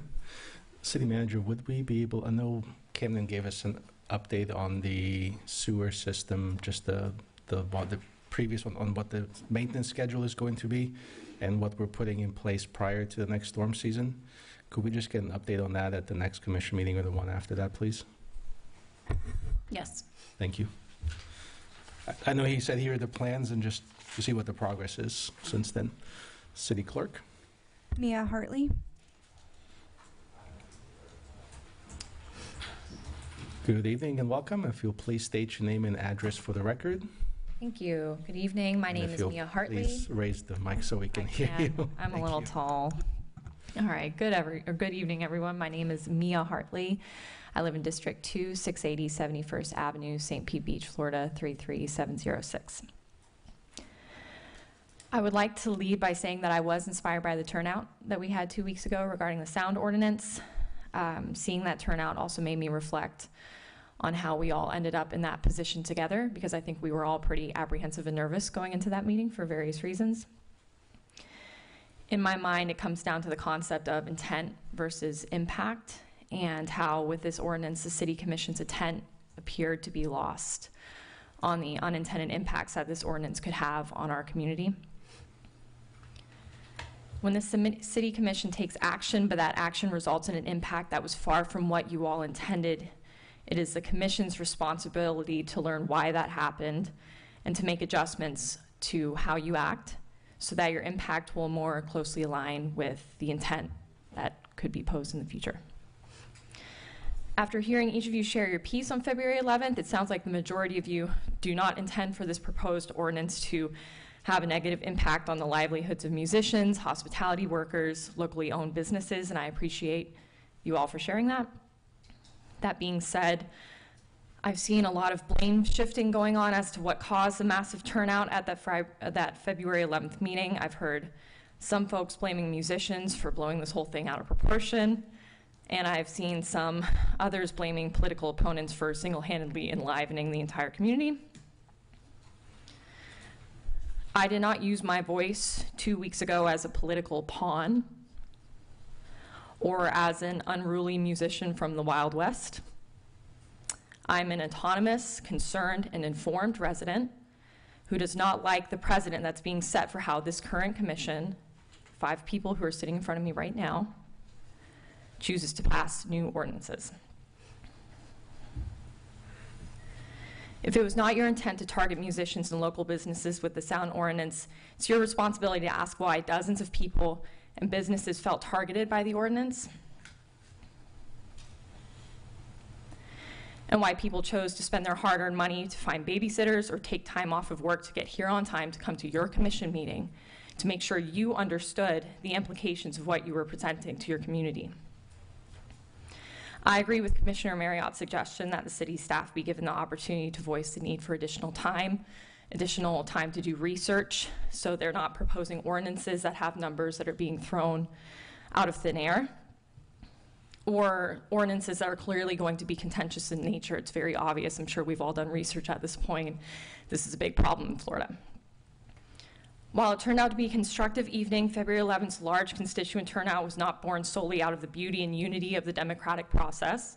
It was also born out of avoidable chaos, confusion, and justifiable concern in our community that's already hurting.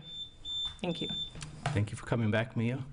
And just as a follow-up to the last meeting, we've actually scheduled several follow-up workshops for the noise ordinance because, again, as we found out last time, we heard you loud and clear, right? What are the dates for that, please? City Clerk? The first one is on April 22nd, 4 p.m. Okay, so if you want to put that on your calendar on April 22nd at 4 p.m., we'll be right here in Chambers. We've got 2 hours allocated to have a workshop specifically on the noise ordinance before a second reading. So, thank you. Rich Lorenzen. Good evening. If you'll please state your name and address for the record. Yeah, good evening, everybody. Rich Lorenzen, 22nd Avenue. First, I'd like to echo one of the other gentleman's comments. City staff's doing a great job, especially the worker bees.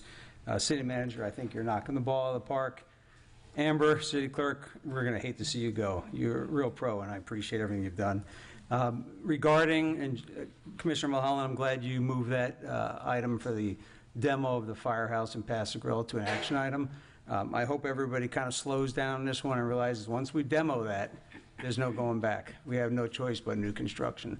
So, I've seen crews all over the U.S. that work out of double wides. They work out of, believe it or not, I've seen doctors, nurses, pilots, and paramedics in Winnebagos for a couple of years. I'm not saying that's the ultimate thing, and no disrespect to the fire chief. I know he's trying to take care of his folks, and I totally get that, but I think we need to slow down, look at some options, and see if we can renovate that place instead of spending $12 million right now.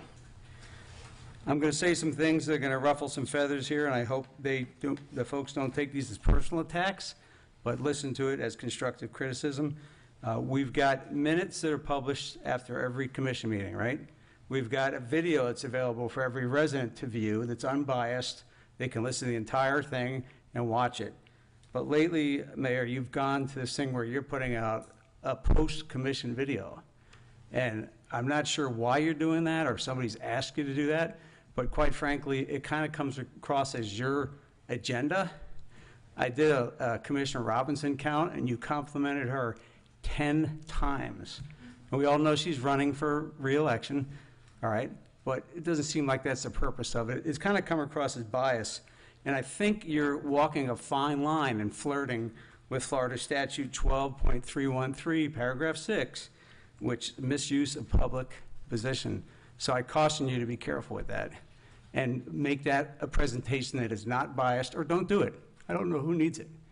We can all watch the minutes. We can all, watch the video. My compliments to Commissioner Marriott.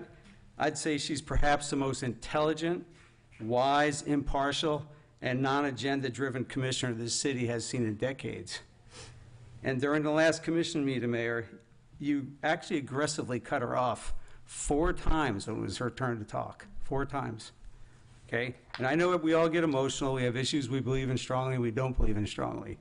But I think you attacked her integrity, and a bunch of past hotel stuff came up, which was irrelevant to the issue that she was raising, was strictly about the noise ordinance. That's all she wanted to talk about, not the beach ordinance, nothing else. And I was glad to see you stand up, because I think you've taken hits a long time here, and I was glad to see you stand up for yourself. Mr. Mayor, you can take this whatever you want to do, with all respect, but I think you owe her a public apology.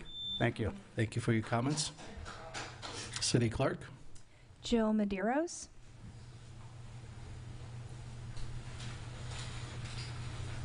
Good evening and welcome. Please state your name and address for the record. Jill Medeiros, 640 78th Avenue, St. If you'll Pete Beach. please use the microphone, because Sorry, I'm little. Yeah, okay. Jill Medeiros, 640 78th Avenue, St. Pete Beach, Florida, 33706. Unfortunately, this time I'm here in front of you purely on a selfish motive. I'm hitting roadblocks with my permit, and I'm not really understanding it. So, in the short story of it all, I have emails, uploads, everything with my permits. They're pushing me back. They said my plumber was not licensed or insured according to your database. I personally went on to the DBA site, was able to pull up my plumber's license, asked him for a copy of his insurance and workman's comp, which lists City of St. Pete Beach. There it is. Uploaded it, provided it to them. They told me it will take at least 7 days to get your database updated. So that pushes my permit another 7 days. Then I got pushed back for the location of my HVAC condenser. They wanted to know exactly where it was going to be placed. It's a remove and replace. It's going in the same place, but it's being raised to code. Again, had to provide all of that, pictures of the old base, measurements, dimensions, such forth. Tell me it's going to take 10 days to be reviewed again. 10 days pushback. 10 more days in my rental. If I even get approved at the end of the 10 days, because I'm sure something else is going to come up. Having an issue with that. You talked about the early process in regards to filing our permits and everything like that, and getting individual acceptance and everything. So why not release my permit, let my electrician get started? Hold back my plumbing. At least let me get started. I just don't understand. As far as Tidal Basin, I think you need to consider it a different company. Erroneous numbers. I had to pay for an individual appraisal, which brought me down. I'm under 30%. I am still waiting. Here we are 6 months later. I still have not even started to fix my home. Whether you remember me or not, I have an 88-year-old father. I'm in a rental with stairs. I am scared to death every day to go home and find him at the bottom of the stairs. All I'm asking for is my permit. I have provided everything that you guys have asked for. Is Tidal Basin going to refund me for my cost of my individual appraisal? Doubt it. Haven't seen anything from FEMA either. Denied on all that too. I don't understand. I thought we were here to get the community back. I don't feel that way. Jill, if you'll give the city manager your contact information, please, and we can look into that permit and get you an answer right away and find out exactly what the holdups are and why, for some reason, the plumber isn't showing up, or what some of the other issues are. But this way, and listen, this is for anybody out there. You've got 4 individuals here plus me. send me an email, send me a text message. 99% of the time, I'll get you an answer within 24 hours. I'm sure the same is true for the other commissioners as well. But right now, if you'll just give the city manager this is your chief of staff right here, right? If you'll give her the information, we'll get you an answer tomorrow. All right, I appreciate that. Thank you. Thank you so much for your time. Of course. John Kurzman. Good evening, sir. If you'll please state your name and address for the record. John Kurzman, Behe Honda Way. I do have some personal items, and then I have a beach stewardship item. I don't know if I can have some separate time for the beach stewardship item. Can I? Do I have to wait them all into Not the separate. same? I'm sorry?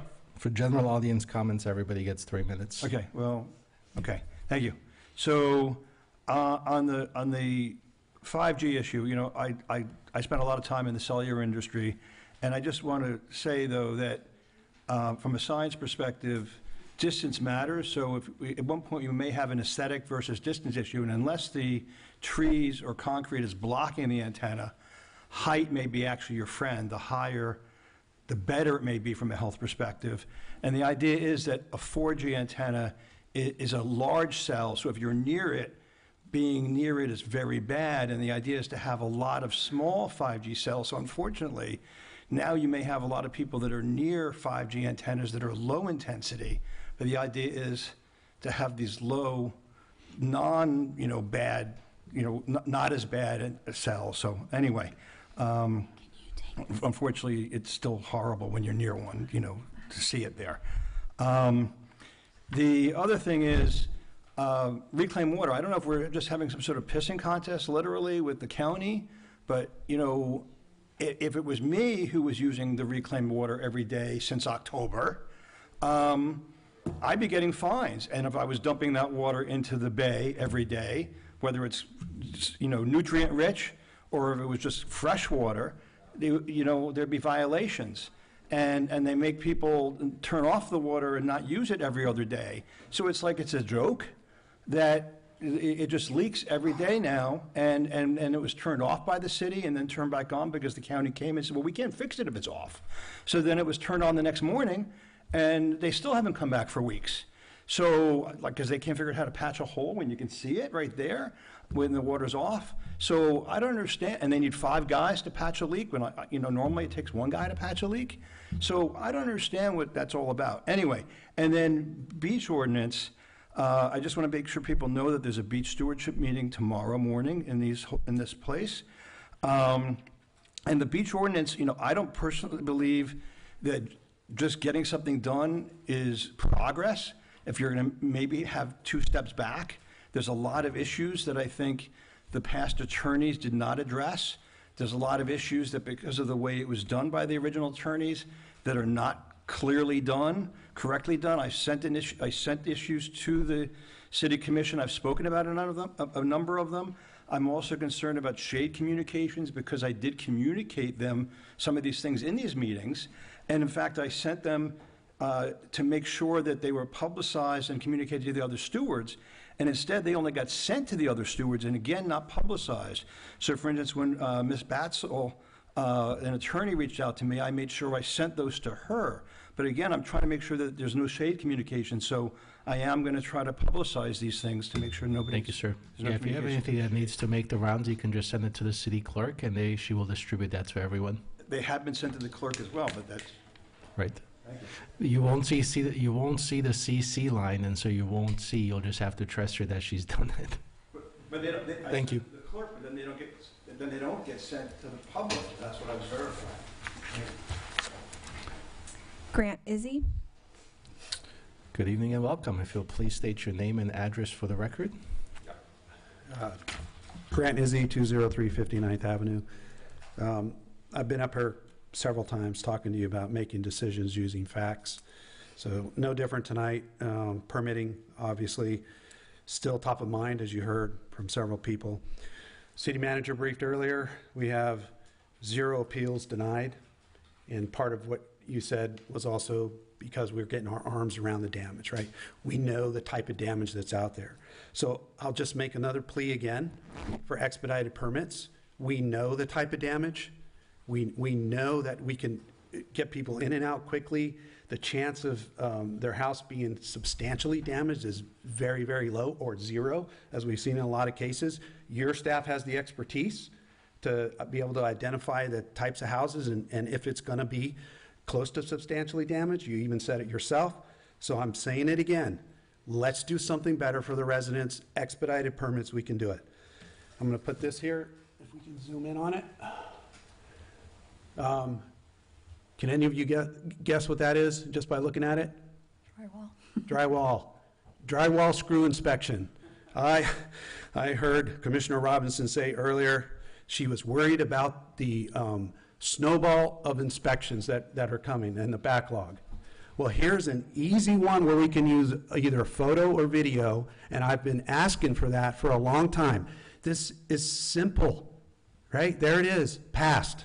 Instead, it took almost a week because by the time the drywall screw guys got done, it was after 2:30. It went into a holiday weekend. The guys were there. They could have mudded my house. I could have been done in 2 days. Instead, it took a full week because we won't entertain the use of technology for something as simple as a drywall screw inspection. All right, lastly, metrics. Think we're about 66% now permits approved. That's only part of it, though. You have said many times, and rightly so, our goal is to get everybody back in their homes as quickly and safely as possible. So back in their homes. That should be your lead metric. How many people, I didn't see permits closed. Maybe we can use that as an indicator. How many people in your districts are back in their homes after the flood? How many permits have been closed? If that's your ultimate goal, that should be your lead metric.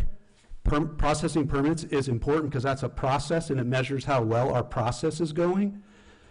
But again, let's use the facts and let's come up with some better ideas to get people in their homes. We can do it. We haven't reached the pinnacle. This is the beginning of the crisis. So let's keep going. Thank you. Thank you. City Clerk. Lee Pons. Good evening, sir. If you'll please state your name and address for the record when you come forward. Good evening. My name is Lee Pons. I live in Clearwater, and I work here in St. Pete Beach at St. Pete Guitars. I want to get back to the sound ordinance we had talked about a couple of weeks ago. I'm confused. I understand the new ordinance is going to be judged orderly. You know, it's what's on here's. The old one is decided by a decibel reading, and I understand that one is not it's unenforceable. Is that the word I think it was that you used? I believe. What about it is unenforceable? I don't understand. That's not a rhetorical question. I'm actually asking you that. It's not a Q&A session, sir. Yeah. This is your opportunity to speak. Okay, well, I just want to know, it's like, what is that? Because that's really kind of the crust of everything. If one law is, we can't use this one because it doesn't work, then we change it. But we need to know what doesn't work about it. And it hasn't been addressed, and I don't understand that. Maybe at the workshop we can bring this up, since we can't do that now. Sure. Yeah, but that would be great, because that would help out a lot. Of course. I think, and it actually probably kill a lot of time. Instead of figuring out new ways of doing things, let's figure out the way to do things that work with what we have already today, right now. It seems to me, if you're going with an audible, it opens up a whole new can of worms. You're dealing with, just the other day, I was about maybe 3 blocks away from the Saint, and they had a pool party. I could hear the music plainly. It wasn't loud. It wasn't disturbing. If you're inside your home, it wouldn't bother you at all. But you could plainly hear it. So that would be in violation. Whereas if we had an actual decibel meeting, a actual benchmark, an actual number, then there is something we can actually apply to and have as a standard measurement. Also, unfortunately, it has to do also with taste. Obviously, a certain person's taste in music, whether it's a police officer or whatever, he may not like a certain type of music, and that will affect his judgment call, which is what basically we're asking him to do. So, you know, again, I don't understand what's unenforceable. And the only thing I understand that is that a police officer has to go to City Hall to pick up a meter. Am I right? Mm-hmm. And then by the time he gets back to the place, the problem may be gone. Well, what I want to understand is, why does he have to go back? We have police here, don't we? St. Pete Beach Police. Why don't they have meters on them? Why do you need to go back to City Hall and pick one up? Do we have just one meter? Is like, are we Barney Fife with one bullet? You know? Well, that's basically it. April 21st, I believe you said? At 4? All right. 22nd at 4. I'm sorry. 22nd at 4. At 4. Thank you very much. I appreciate it. We'll see you guys then. Yes, sir. You guys have a good Automatically. evening. Thank you. Okay. Next, we have the consent agenda. Is there a motion to approve the consent agenda as proposed? I make a motion to approve the consent agenda. Second. City Clerk, if you'll please do a roll call. Commissioner Robinson? Yes. Commissioner Reznicki? Yes. Vice Mayor Maholland? Yes. Commissioner Marriott? Yes. Mayor Petrola? Yes. Motion carries. All right, next we have action items. The first one is item 6A, adopt resolution 202502, pay compression adjustment. Thank you, Mayor. If you don't mind, tonight, we'd like to do a companion presentation for both items 6A and B, although you will take separate action. They are related. Thank you. Good afternoon, Mayor and Commissioners. My name is Jill Sassone, and I'm the Human Resources Director. It's a pleasure to be here tonight. As City Manager indicated, we have two separate resolutions for which staff recommend adoption.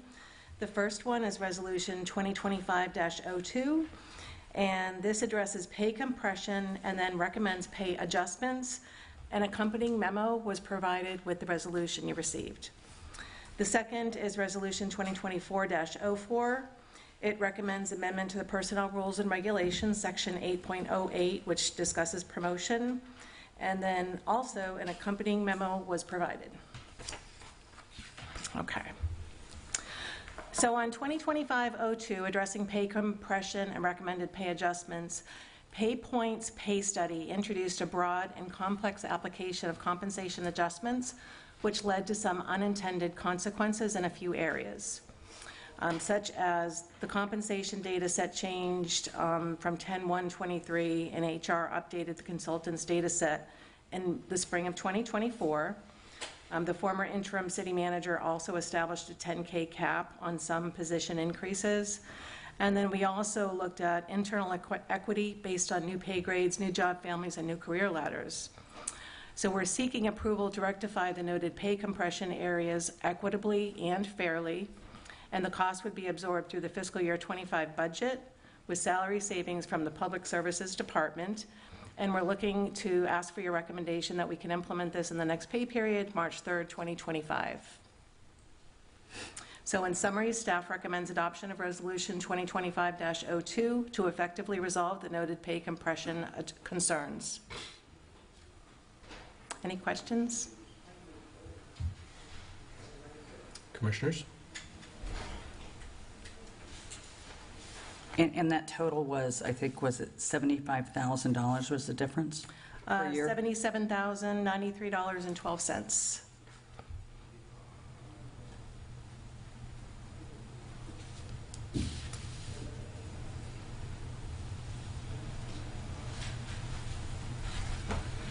And that was being offset by Public Works or Public Services? Yes, the Public Services Department is absorbing those costs.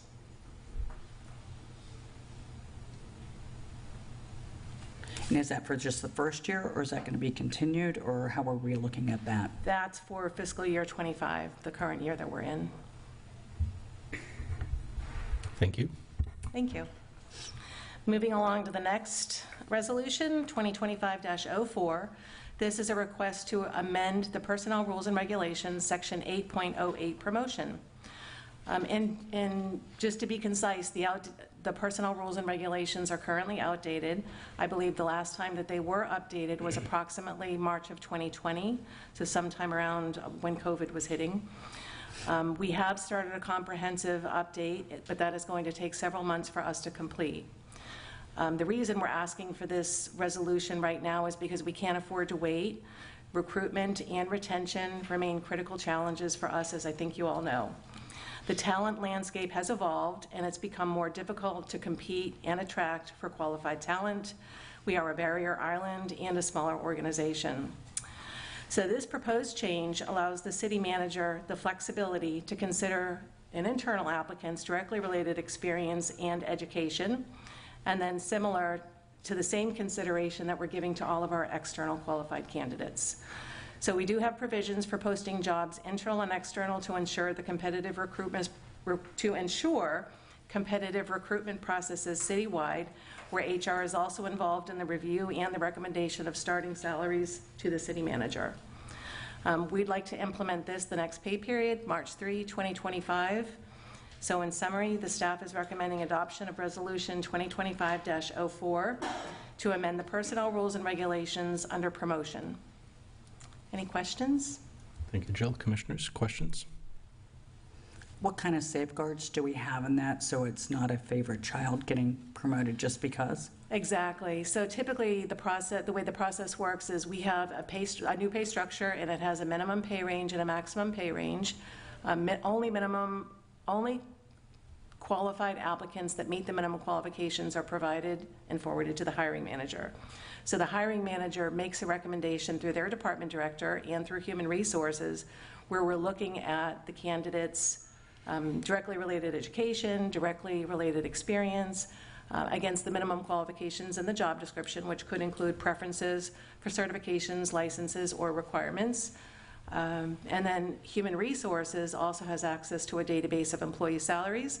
So we're also taking a look at internal equity from job families and within pay grades to ensure sometimes our recommendation may be higher, but it also may be lower.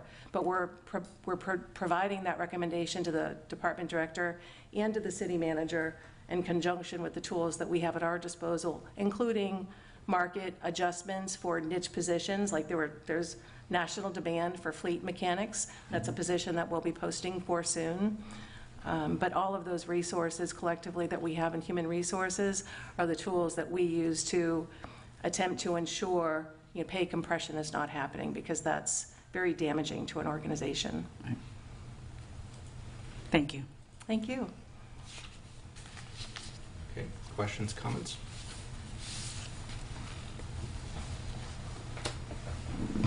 Thank you, Joe.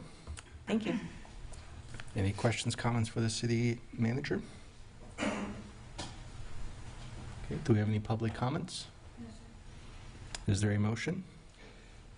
I'll make a motion to adopt Resolution 2025-02. I'm assuming we need to do these separately, correct? 2025-02 for pay compression adjustments. Second. City Clerk, if you'll please do a roll call. Commissioner Resnicki? Yes. Vice Mayor Mahaland? Yes. Commissioner Marriott? Yes. Commissioner Robinson? Yes. Mayor Petrola? Yes. Motion carries. Thank you.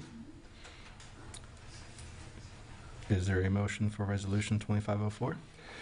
I move to adopt resolution of the City Commission of the City of St. Pete Beach, Florida, making findings providing for the amendment of Section 8.08 of the City Personnel Rules and Regulations, addressing starting salary for the current employee who is hired for a different position in the city. Second. City Clerk, if you'll please do a roll call. Vice Mayor Mahaland? Yes. Commissioner Marriott? Yes. Commissioner Robinson? Yes. Commissioner Resnicki? Yes. Mayor Petrola? Yes. Motion carries. Thank you. All right, next we have item 6C. Authorize the city manager to enter an agreement with Dixon Resources Unlimited Good evening, sir. Good evening, Mayor, Commissioners, and residents. Adam Porter, the Assistant City Manager here. What you have in front of you is a budgeted project in this year's budget. This is a comprehensive parking study, much more than just a fee study, although there is a fee study component to it. But this is basically looking at all the parking throughout the city, so it's going to be examining the residential areas. It's going to be looking at our current parking inventory, looking at the usage, observations, some of the existing demand, some of the future demand. It's also going to be looking at the technology that we're using for, our pay stations. We have some online apps, things of that nature. So it's a great project. It's a huge revenue source for the city, the parking. So we really wanted to take a comprehensive look at it as a whole. So this is an exciting project. Like I said, it was budgeted. This started as an RFP that went out. We did receive 3 bids. We had an internal committee that rated all the bids. This one came back as rated the highest. This is from Dixon. One of the components that we really liked from a staff perspective is they had a community outreach, and none of the other bidders proposed that. So similar to the presentation you heard earlier, there's a significant community outreach component of this that includes in-person and some electronic surveys as well. So we thought that was an important component to add to this. So there was $60,000 budgeted for this. It did come in higher at $99,000, but we did have some salary savings in the city manager's office, so we were able to offset that, and that's how this proposal is funded. And I'm happy to answer any questions. Thank you. Commissioner Mulholland? Yes, sir. How did we end up with this company? Appears as if they have done work in Florida, but they're pretty California-centric. Not that California doesn't have parking issues and need for parking studies, but how did we land on a California-based company, and are they going to be able to have the appropriate access for us to appropriately handle this project for us? Yeah. Thank you. That's a great question. All 3 companies that bid on this were national companies, so they gave us quite a wide range of former experience, so kind of all across the country. One of the rating mechanisms that we used as a staff was to look at cities and Florida experience. So they actually do have a significant amount of experience in Florida, some of which are beach communities that had kind of the same parking struggles that we had. So it was rated the highest in that category as well, as far as experience that we felt related to our city. And we felt like, I'll be honest, out of the 3 we looked at, this was by far the most personalized proposal. It seemed like they had done a significant amount of research on our city beforehand. It wasn't just clip art that they had put in the proposal. They'd actually spent some time reviewing our city. So we really felt like they were proposing the best product. So, but they were all, I believe all 3 were national based companies. Okay. Thank you. Mm-hmm. So, $100,000 is not an insignificant amount.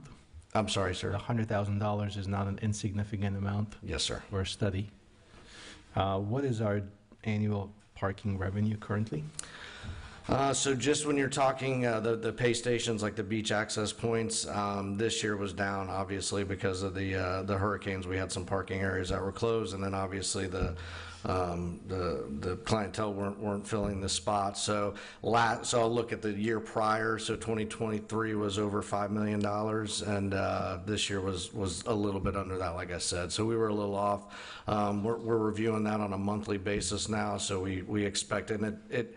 Once you got to December, it started kind of equalizing to the previous year. So we feel like, especially once we see some spring break numbers, that it'll probably be back to what it was. We were able to get our parking areas open extremely quick in comparison to other communities. So luckily we didn't have a huge gap in time that we weren't collecting revenue, but we did have a little bit of gap, so it was down this year. Yeah, I was in a couple cities just this past week, and some of their streets are still 3 feet under sand. I believe it. So we're looking at $5 million a year. We're looking at spending 1/20th of 1%. Do they have a before and after that they will give us? So for example, if we make these adjustments, we should see X percentage increase. So what I'm trying to get at is, are we going to get some return on investment on this. Again, $100,000 is a huge amount of money vis-a-vis the $5 million. Even, like I said, fraction of 1% will cover that. Are they giving us some kind of metrics on the back end? Okay, here's what you should expect within the year, and then how are we tracking it going forward, year 1, year 2, year 3, after we implement these? Yeah, I think that's a great question. So there are some deliverables that they've proposed. Like I mentioned, one of the large components of this is a fee study to make sure that we're charging the appropriate rate based on market. Another component of that is should we be charging more when it's busy? So kind of demand pricing. So I think they'll look at all that. They'll likely project out based on our previous experience of those areas of what we can expect to increase as far as the revenue component of that. But certainly when we meet as the kickoff, we can ensure that that's a component of the deliverable back to you all when they come to make. I believe they'll be making a virtual presentation to you all at the end of this. Okay.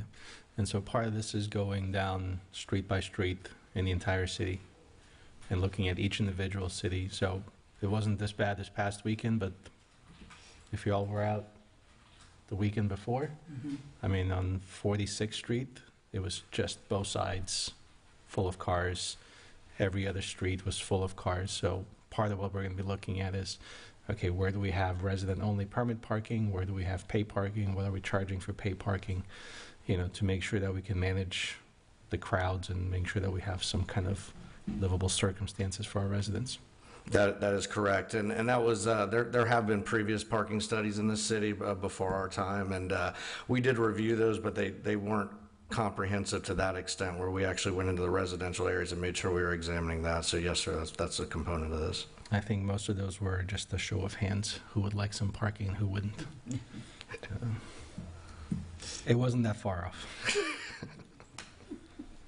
Okay, great. Any other questions for Adam? Thank you very much, sir. Do we have any public comments? Thank you. Is there a motion? I make a motion to authorize the city manager to enter into an agreement in the amount of $99,000 with Dixon Parking Management to conduct a parking study to look at residential permit parking, number of spaces, types of spaces, rates, and viability of increasing existing citywide parking. Second. City Clerk, please do a roll call. Commissioner Marriott? Yes. Commissioner Robinson? Yes. Commissioner Woznicki? Yes. Vice Mayor Mahaland? Yes. Mayor Petrella? Yes. Motion carries. Thank you. All right, next we have items for discussion. The first one. I think we missed Oh, sorry. 60.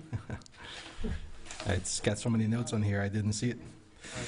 All right, 6D, the adopt final resolution 2025-03, demolition of the Fire Station 22. Commissioner Mulholland. Thank you, Mr. Mayor. I know we spoke about this a bit at the last meeting where we really were trying to understand what the possible financing possibilities would be for the $12 million. And I've had a number of people ask me, good evening, Chief. Evening. I've had a number of people ask me, why is it not possible to do similarly to what many residents are in the process of doing, building on top of the existing structure in order to get the elevation for much of what they need or want. Mm-hmm. And I seem to recall that maybe there was some discussion that the garage space by itself is insufficient for our equipment needs and the like. But I felt that I needed to ask that question because people ask me that question. And I know I'm not an engineer, you're not an engineer, but I assume you've had some discussions. And why is that not feasible? And if so, wouldn't we be able to accomplish that for, a third of the price, say $4 million or $5 million? So it's important to remember that the station is an essential facility. There's a life safety code that all buildings are held to when the fire marshal goes out and inspects them.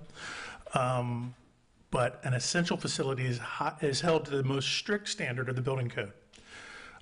When you go to the grocery store and the fire marshal's gone through and done the inspection, that standard is that the fire alarm system will work, the smoke detectors will work, the doors will operate, lights will come on. That's to protect life. With an essential facility, not only do we have to protect life, but we have to make that facility occupiable after a disaster. So a lot of people have mentioned Station 20 in South Pasadena. What a beautiful station it is. That station was back in service days after the storm. As we sit here tonight, Station 22 is still not in service. We're working out of a temporary structure. The roof system in the 2011 study from McCarthy was scrutinized and of great concern because of the couldn't sustain the wind load at that time, which was, I believe, 100 miles an hour. Building code in 2011 took it to 130 miles an hour. Speaking to the building official today, it's now at 147 miles per hour. The height of the bays, we can't fit apparatus in those bays. So to structurally change it in a way that we virtually have to rip the roof off the station, we have to raise the level of the walls, then we have to put the roof back on the station, then we add that second floor that people are talking about. Well, then you run into an issue with the foundation. Kimberly Horn has mentioned that there would have to be a scour study done. As an example, you can look at the community center. Water is intruded under the foundation, it's popped the floor up. Water does not compress. Once it goes under there, it's a giant water hammer, and it's elevated that floor. So that is out of service now. We would have to make that structure resilient to scour since we're in a coastal flood zone. So there would be an analysis of that foundation as it exists currently. The suspicion is built in 1972 that it is a typical foundation, not held to the higher standard. So going up probably would not be an option with the existing structure. Since you brought it up, I'm just curious, do you happen to know what the Pasadena station cost? Now, we're not in a bubble. The fiscal realities that we mentioned in the PowerPoint, they are living in that too, just as we all are. I believe Chief Mixon went back for 3 different budget adjustments, and I want to say that structure, single story, was $10 million. Well, the new Pasadena one, including all the site work that elevated it and everything? Yeah, it's a public-private partnership. They did have to add a parking lot for the hospital. It's elevated. You can see that's above, normal grade. So there are some additions that we wouldn't have the opportunity to do down at Station 22 due to the limited footprint. We can't go very high. Right now, we're at about 3.87 feet above ground.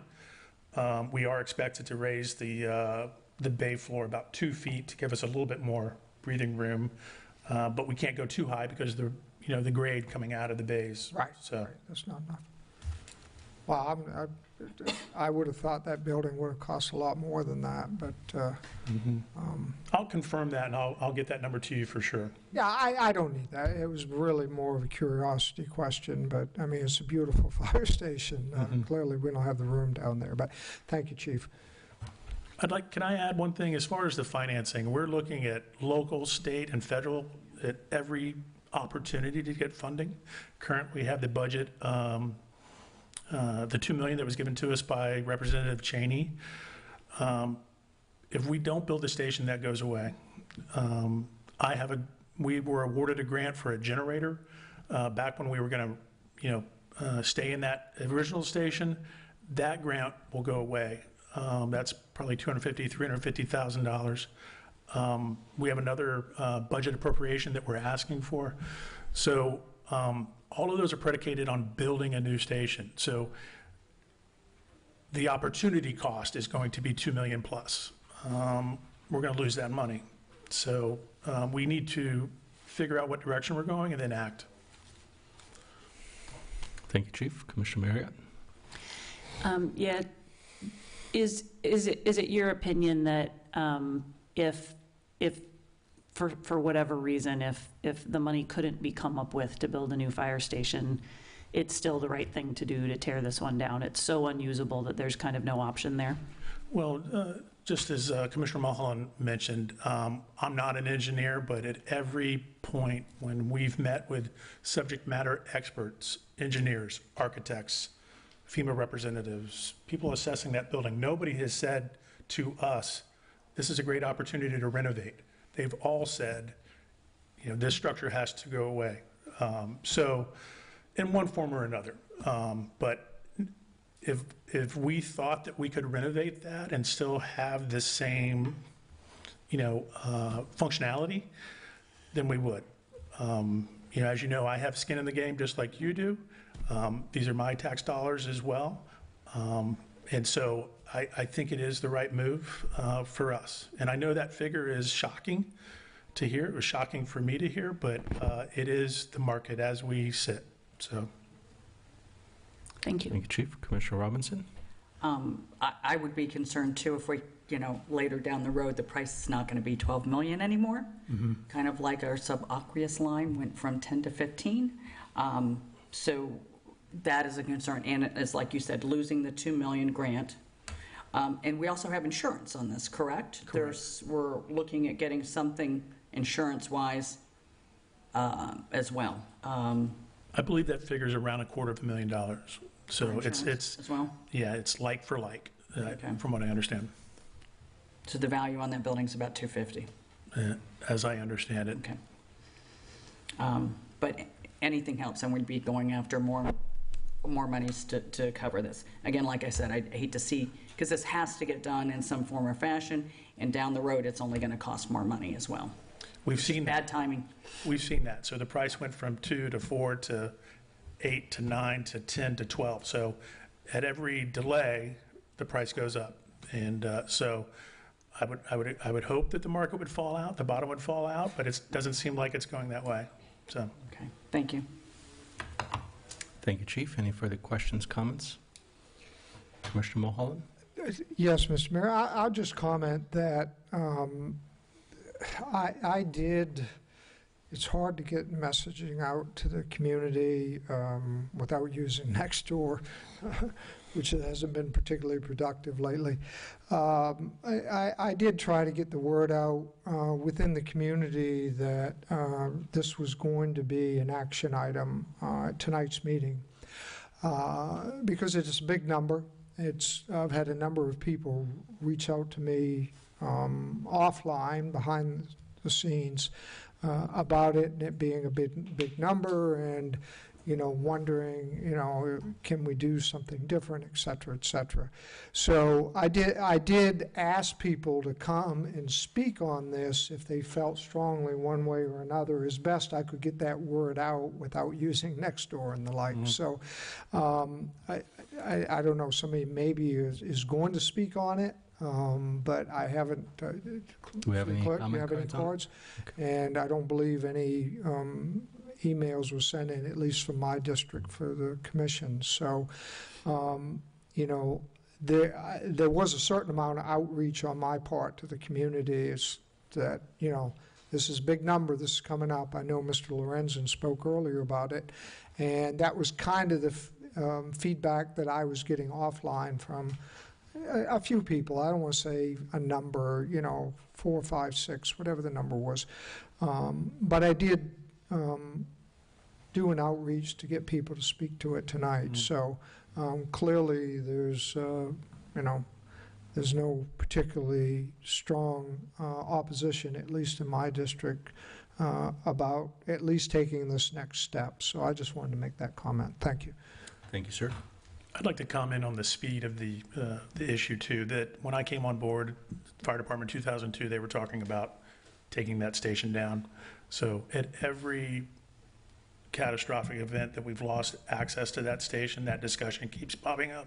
So like I said in the presentation, 2011, 2017, 2019, I bet in 1985 with Elena, we probably lost it. So it's not a sudden issue. It's just that this storm has given us this kind of opportunity to assess it. And the funding opportunities that are available now because of the storm are, in a way, a silver lining to this disaster. So I don't want to move past this window of opportunity and not take advantage of every dollar that we can get from outside the city. Thank you, Chief. All right, any further comments, discussion?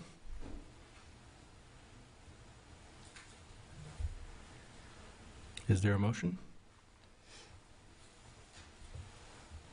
I move to adopt, let's see, I have the wrong one, to adopt Resolution 2025-03 to allow the city manager to negotiate an agreement for demolition services with PAW Materials, DBA PAW Demolition. Second. City Clerk, if you'll please do a roll call. Commissioner Robinson? Yes. Commissioner Rosnicki? Yes. Vice Mayor Mahaland? Yes. Commissioner Marriott? Yes. Mayor Petrella? Yes. Motion carries. Thank you.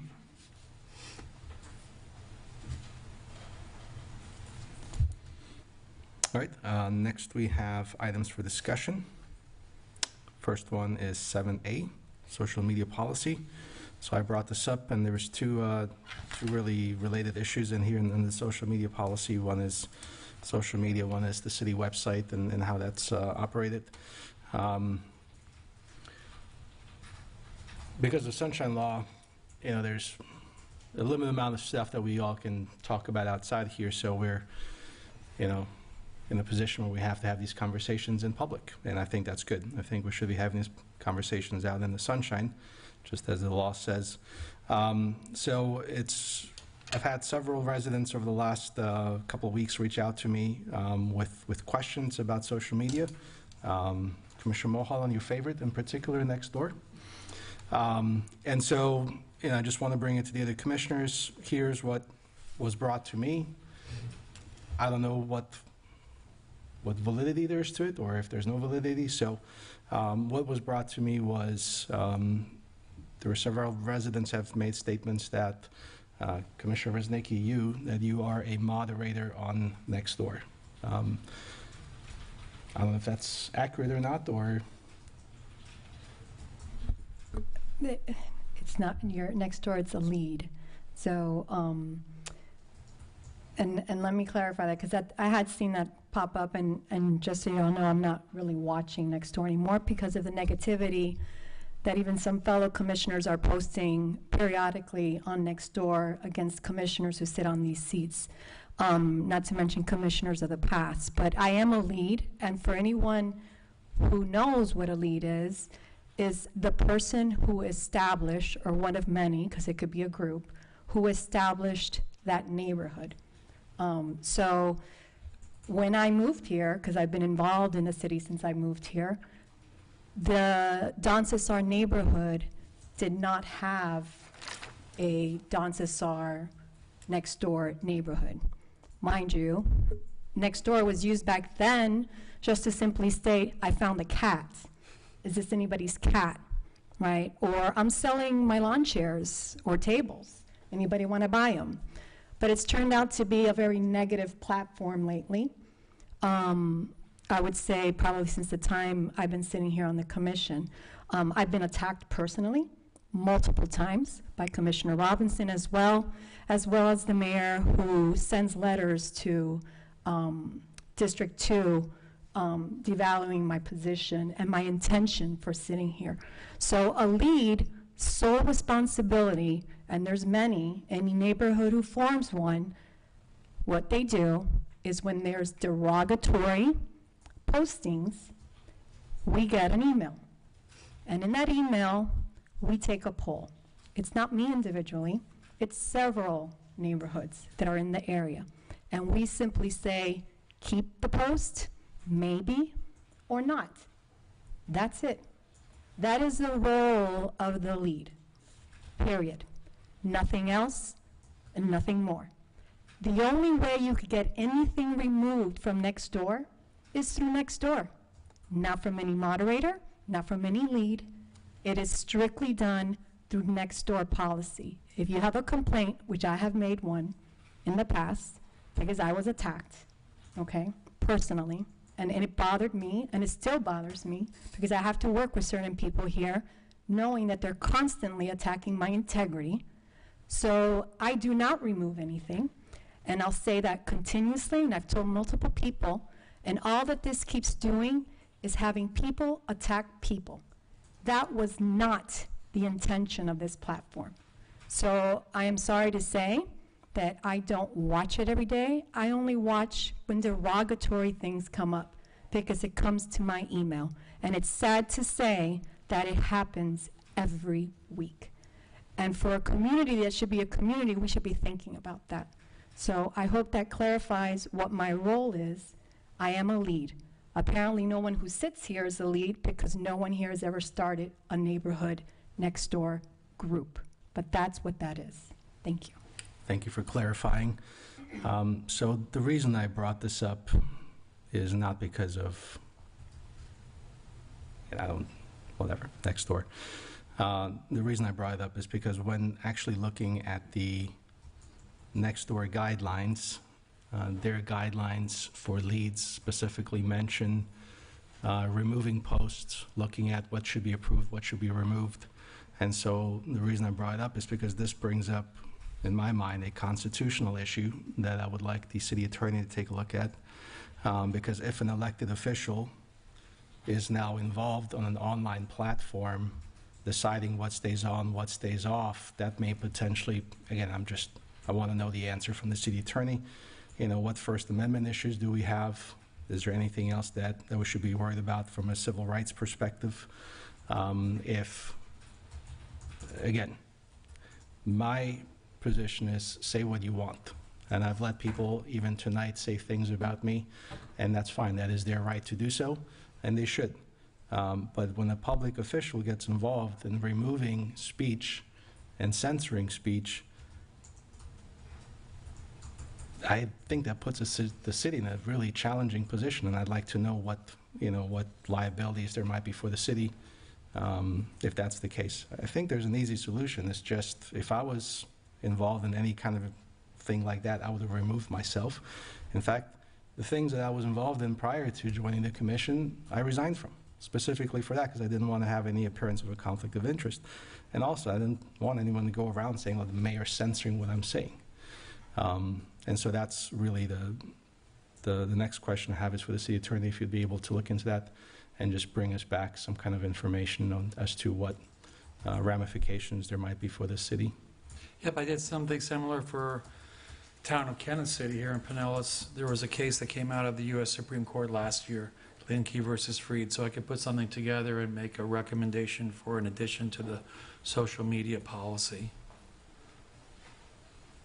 Okay. Just that case, Linkey was a person that posted a comment on the Facebook page of the city manager, Port Huron, Michigan, and the city manager deleted the comment.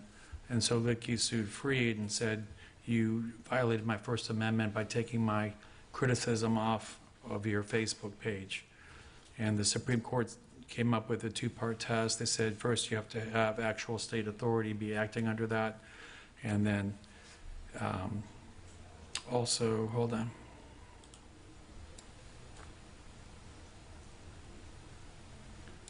That they purported to exercise that authority when they spoke on social media.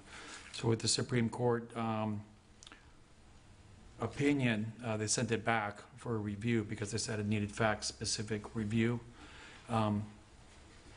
They recommend in the Supreme Court opinion actual language that if you're on a social media page on your own, a non-city page, that you write, this is my personal page of the individual, or you write, the views expressed are strictly my own. And that doesn't give you immunity, but it creates an rebuttable presumption that the posts on the page were personal, and the moderation is personal. So you want to distinguish your personal from your official. So what we did for a town of Kansas City, excuse my using their town as an example, but I just did it a couple months ago. We had an addition to the policy. It says use of non-official social media by elected, appointed officials and town staff. If you are an elected or appointed town official or town staff and you publish content on any website outside of the town's social media and it has something to do with the work you do or subjects associated with the town, please use a disclaimer such as, quote, "The postings on this site are my own personal views and don't represent the town of Kansas City's official positions or opinions." That would help insulate you and insulate the city from any lawsuits for First Amendment removal of comments. The other hard thing, to do is some cities don't allow comments on their websites. Other cities do. But if you do allow comments, you can't discriminate based on a viewpoint. And you can have a moderation process, but it should be limited to things like obscenity, things like that. So we could do a quick review, and I could put together a memo and give some suggested language. But in the meantime, before we get together again, if you are posting on anywhere, right, these are my own personal views. You can do it at the front of your Facebook, your page, or if it's something to do with Kansas City, it's not a bad idea to write it every time. It's my personal opinion that, it's my personal, not official opinion that, that type of language will help you. Thank you for clarifying. That's good advice. So one of the things you're saying is there should be a separation of profiles if you're using one for personal stuff, one for city-related business. Yeah. In the case of Linke versus Freed, the city manager had a personal page, and then he converted it over to include not only his family and his recreation, but also his city manager stuff. And because the lines were so blurred, that's what caused the problem with the Supreme Court. They said, hey, we need more facts. Has to go back, but they did at the same time make that recommendation. So there was a commingling of information on one account. Well, however you do it, if you Yeah. post, you need to let people know this is your personal view or personal opinion. Okay. And that can be for a separate account or just for each entry. And then again, if you're going to be deleting criticisms, that's where the trouble comes in. So if you are going to allow comments and just allow the comments to stay, you're safer. Sure. Commissioner Ruznicki? Yes, thank you. I did come prepared for this item because I saw that it was on our agenda. Unfortunately, I thought the mayor was bringing it for another intention, not to continue insinuating that as an elected official, I am doing something ill-willed. Again, the lead role is not to remove posts. That's not what they do. It's not my elected official site. This was done when I was still not even married, which, by the way, is in my maiden name, because when I created the neighborhood, my last name is Quintairos. So unfortunately, Nextdoor doesn't let you change your name, okay? So I can't change it. So I came prepared because I thought that we were going to discuss having a policy in this city about social media, which is what I would like our city attorney to do. I looked onto Florida League of Cities, and the short answer in bold on their website is yes. Social media is a new world of opportunity for local governments to communicate with citizens and receive feedback.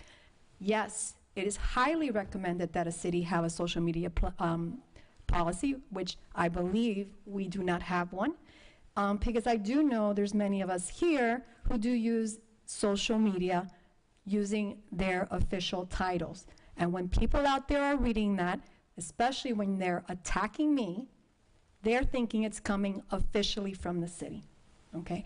I was born from elementary to today to give back to the community. That's how I was raised. My intention for sitting on this dais has always been to help the community. I did attend many commission meetings before I was here. I did participate many times with the city before I was here. I was not handpicked, as the mayor stated in the letter to the neighborhoods, by a prior commission to help forward development. That is insulting, and you signed it as the mayor of this city, sending it to a whole district of people here. How horrible is that, to demean me of why I'm sitting here. And I'm sick of sitting here, and unfortunately, everybody out here didn't see me applaud when Miss Marriott was speaking at the last meeting because I was on that video. And the gods, I guess, helped because the internet went out. And I did want to commend Miss Marriott, Commissioner Marriott, for what she said.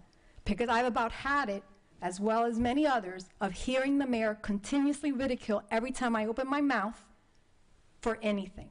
Okay, I just told you my role is not to remove posts from Nextdoor, so I hope that's not why we're asking the city attorney to make sure that if I'm doing something that is, for wrong reasons, that I stop doing it.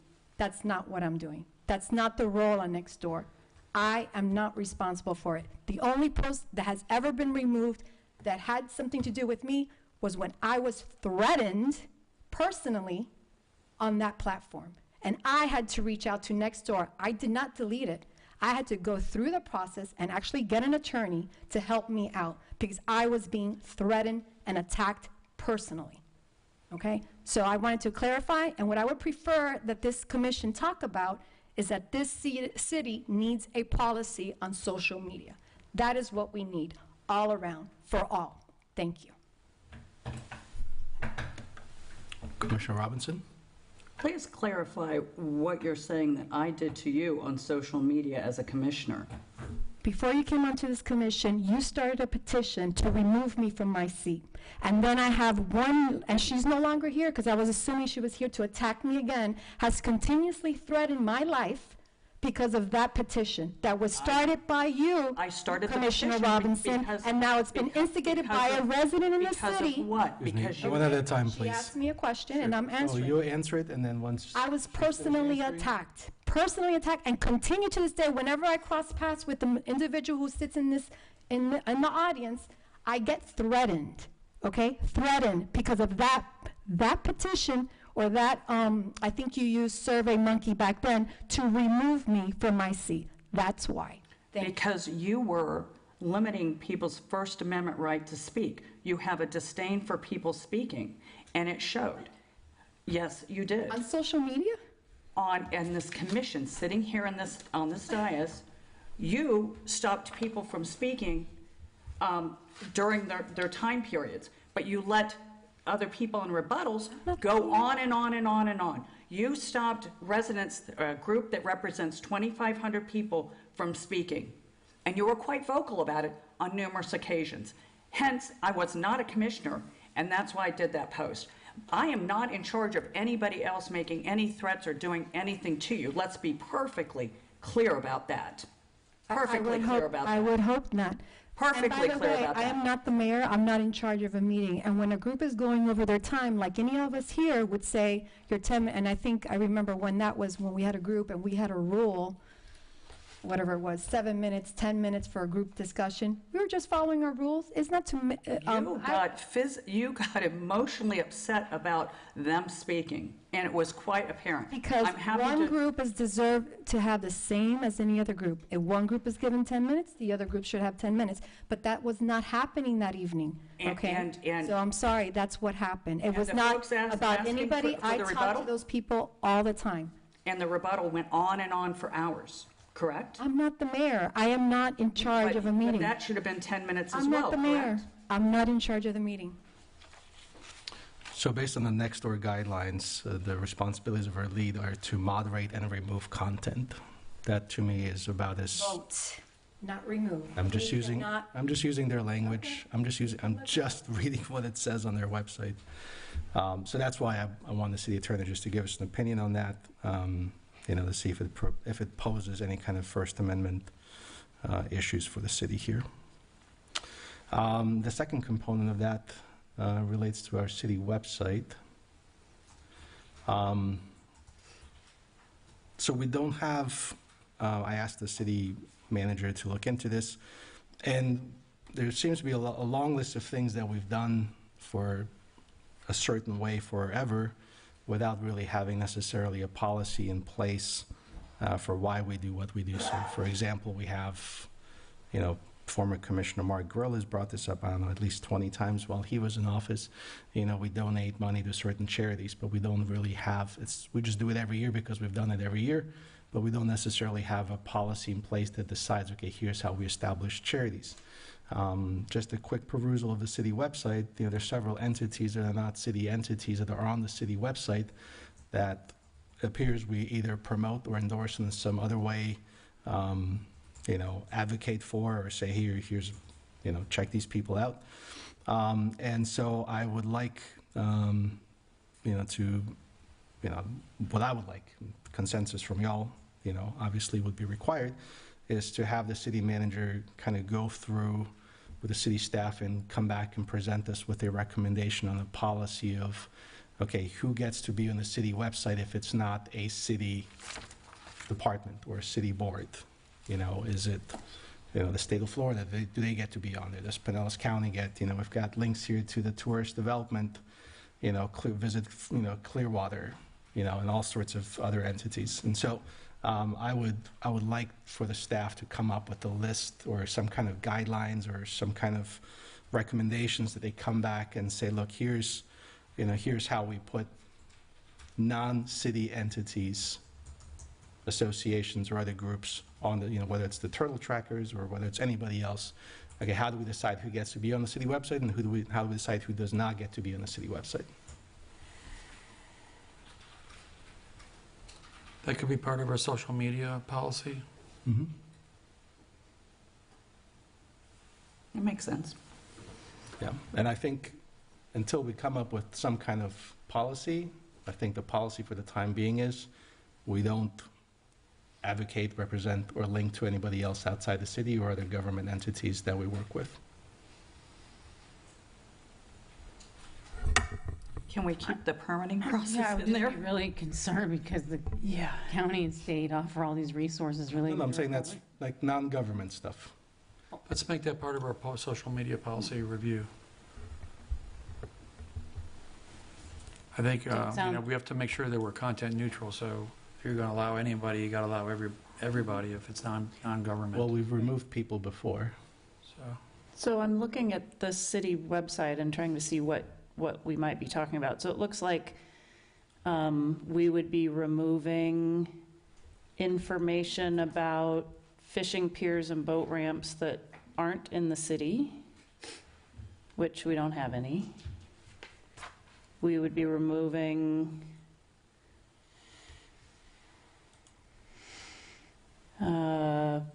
the community history page, potentially. So again, I think the point is we should have some kind of unified policy that establishes who gets to be on the city website, who's advertised, who's not advertised, who do we promote, who do we link to, right? And what are the reasons that we would do so? And so, I mean, I guess I'm trying to decide what the urgency is for removing them all while we figure that out, because we would also be removing, you know, the link to what you do if you're stung by a jellyfish. We'll be removing the link to do with, you know, the sea turtle trackers. We'll be removing links. You know, we're going to be removing a whole bunch of stuff that I think we would all agree is pretty innocuous, and I don't know how many people look at those pages, but potentially helpful. And so I have no problem with coming up with a policy and then implementing it, but the wholesale, like, let's go in tomorrow and remove all links that don't go to a government entity, seems slightly purposeless at the moment. Commissioner Robinson? Well, I think it's a good idea to put what qualifies as being on there and what doesn't. So I would be for coming up with a policy on the social media, for both on the website and likewise in the commission. Yeah, I would say to not take action until we have the policy or presentation, right? Like not tomorrow, but let them come back and present between the manager and the city attorney. Okay. City manager, does that give you enough direction to work with? I'm going to restate what I think I heard. Okay. I'm bringing back a policy that covers social media and website and no changes until we bring back the policy for consideration and voting by the commission. Sounds good. Thank you. All right, thank you. I have a couple comments. Comments? Take them, yeah. Okay. Ruta Hantz. If you'll please state your name and address for the record. Yeah. I'm Ruta Hantz at 7711 Coquina Way. Your flyer's upside down. Okay. I'm here to speak about that I do believe St. Pete Beach does need a social media policy, and I will use Nextdoor as an example as to why. I'd like to bring to everyone's attention Title 42, Section 1983, which is a federal statute that says employees and agents of specifically local governments, that's us, not state, not federal, local, can be sued in both their personal and official capacity for violating someone's federally protected rights, such as freedom of speech.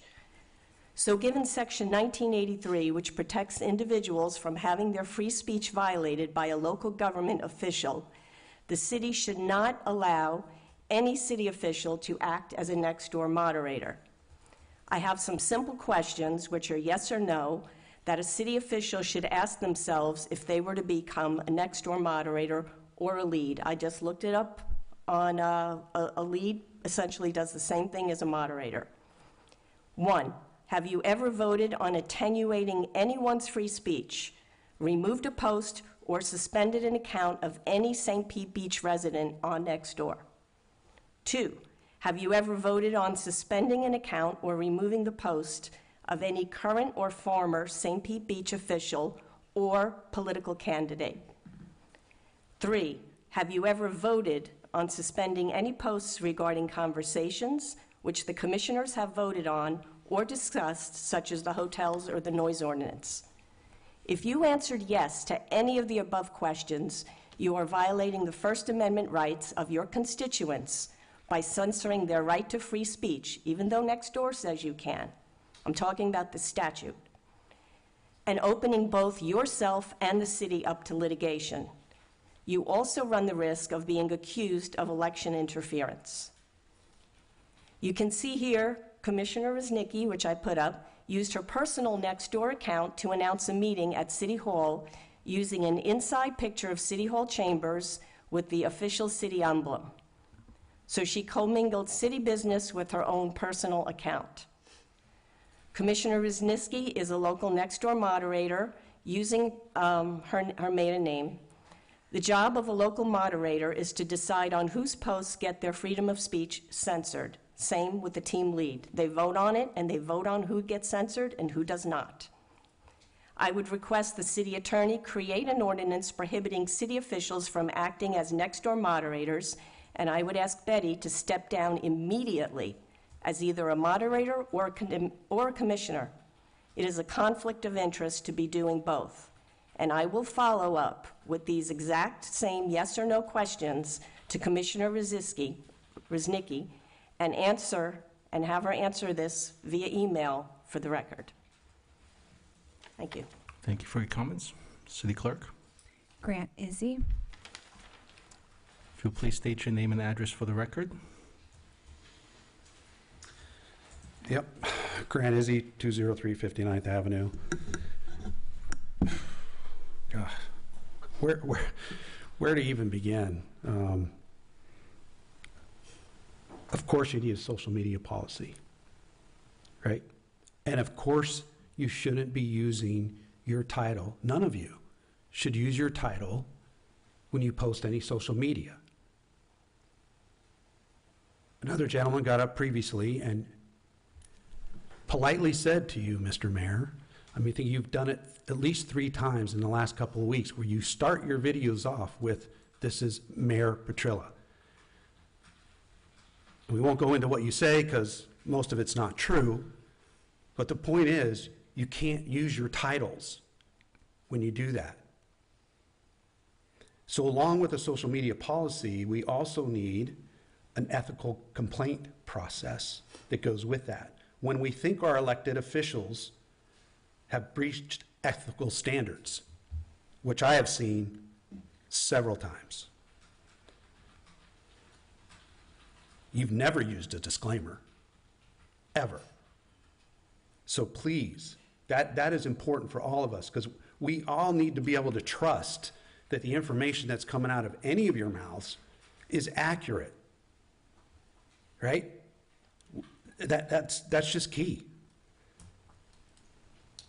This whole conversation up here, seriously dysfunctional.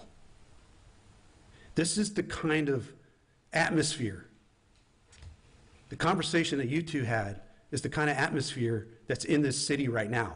It's toxic. It's divided. And you two are starting it. You two are the ones responsible for it. And that's a fact. And people know it out there. So let's get it together. Bring the community together. Stop attacking each other. We're never going to get anywhere. This crisis from the storm has just started. We've got a couple years. We have to get along so we can get things done. Stop it. Thank you. All right, next we have a discussion 7B on the sod bond. Commissioner Robinson. This would be the third time that I've brought this up on the sod bond issue. And it's just come up now that this is in our ordinance, and we have the ability to change it. As the woman had stated before, it's, if anybody's read up on it, if anybody's knocked their house down, there's a lot of homes that are being torn down. They're reinvesting in this community, and we need to look at this sod bond. It's 125% of the landscape figure that you have to put out. It's a lot of money for a lot of our residents that they don't have, and that sod is not going to make it because as soon as they start construction, it's gone. There's no way to save it. We don't have reclaimed water in most of the areas, and if we do, you don't have electric to actually water anything to make it look like anything. This needs to change, and we need to talk about this and make a change on this, whether it's waived, it's in half, there's another alternative to put down instead of sod itself. There has to be something better that we can do for the residents that are investing in this community and rebuilding their homes. It's just a lot of money that's put out there. Even though they get it back because it's a bond, it's still a lot of money that's spent. And I think it needs to be changed, and it can be changed by this commission. What can we do? You can amend the code to remove it. Oh, I'm sorry. Go ahead. Go ahead. Sorry. Yeah, we would just need to bring it back and tell us what you want to amend. It is a city code, and we probably want to do a presentation first to tell you what it does and why it was created, so that you could at least know the ramifications of changing it and what time period you may want to consider doing so. It just needs to be done quick. We've got a lot of people that are starting on demo, and it's a big consideration. It's a big number for some people. Can we, okay, so there's an easier maybe solution like we did with the AC units. It was a 90-day, excuse me, it was a 90-day waiver of the ordinance. 60. We just did an emergency ordinance, so we could come and say it's frozen, or... Can we do something similar where we just, so that it has an immediate effect, so we're not waiting a meeting for a presentation, another meeting for... Yeah, well, especially while we're doing the hurricane recovery. Yep. Okay. So we can look at a reasonable We could bring time that for... the next meeting, March 10th, if it fits on our calendar. Are you working on it? I can prepare it, yeah. Okay. It won't be too hard to prepare. Okay. Any objections to that? We sure we don't need a couple workshops for this? I was going to say. You can have one by yourself, Joe. No. I'm sorry. It sounds like you just want to basically Delete make that. the, I'm not make the saying, code not relevant for a period of time. We're not changing anything in the code. not saying we don't need to look at it. We probably should look at it. But for immediate effect, for immediate relief, if we can do an emergency ordinance, just like. with the That's other- easy. Yes. But if you want to change the content or intent of the code, that's a whole nother Yeah, conversation. that's something we can take a look at when we have more time. Okay. And I'm assuming that in that, looking at that emergency relief, there will need to be something addressing the folks that have already had to put one up in some fashion. I mean, We can backdate it to the date of the storm. So we can do it like with the permits where we issued refunds for the, yeah. You want to isolate the hurricane recovery effort. I mean, we don't want to penalize people just because they already did the work 2 months ago. Are you just, do you want to just apply it to Cross- those who were demoing because of the hurricane? Yeah. Because we have other construction happening that we're applying the code to. Right. I would say It's to the just hurricane. the hurricane-related Just stuff, just like hurricane everything else. recovery. Okay. Okay. Any further discussion on the sod bond? Okay, next we have item 7C, forensic audit. Commissioner Robinson. So I wanted to ask legal what the status was on the forensic audit, if we had a status. So unfortunately, at this time, I can't make a comment due to Florida statutes, Chapter 112, it's confidential and exempt. Okay, thank you. I'll take that as I'll is. keep you updated as I can. All right, Commissioner Robinson. 7D, Batter up again. tidal basin.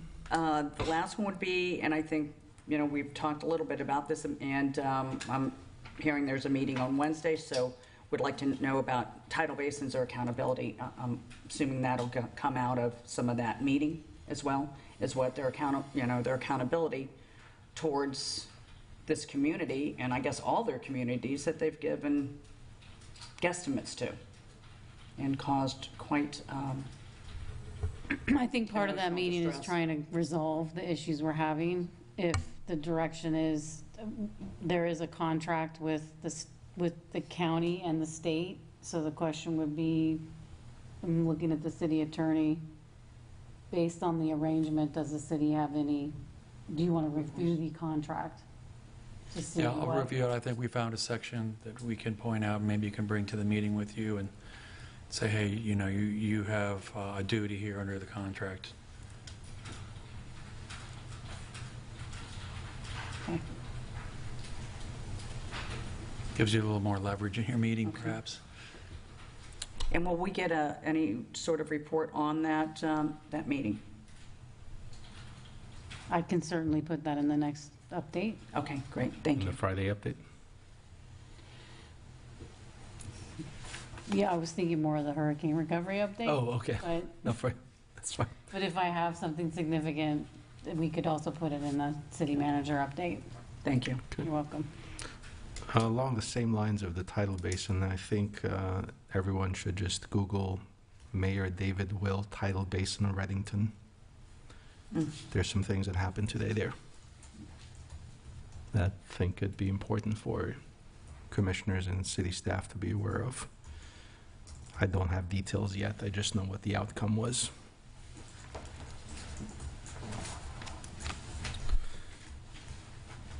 Okay. Since there are no further items for discussion, the next we're going to have staff reports. City Clerk. Yes, thank you, Mayor. The next City Commission meeting is on a Monday. It's Monday, March 10th. We will be having the election here for District 2 in Chambers. The following day, Tuesday, March 11th, from 7 a.m. to 7 p.m. That is all. Thank you, City Clerk. City Manager. Thank you.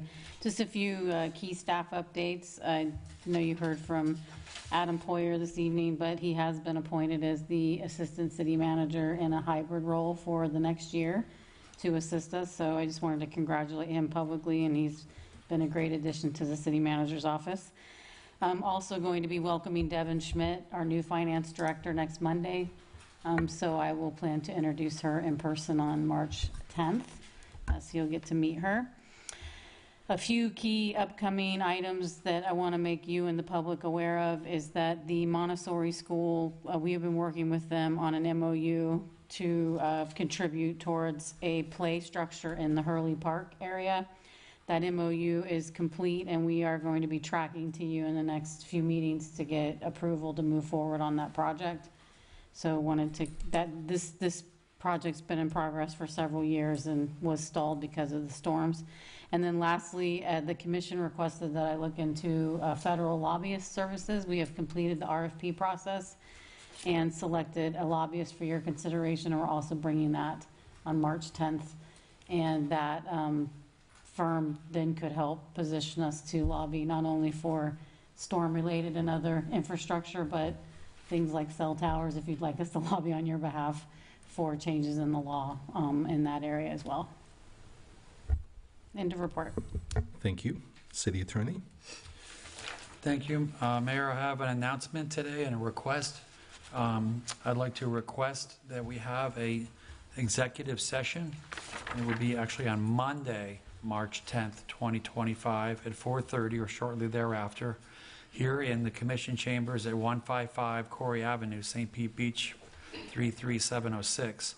This would be pursuant to Florida Statutes 286.0118A, the executive session statute.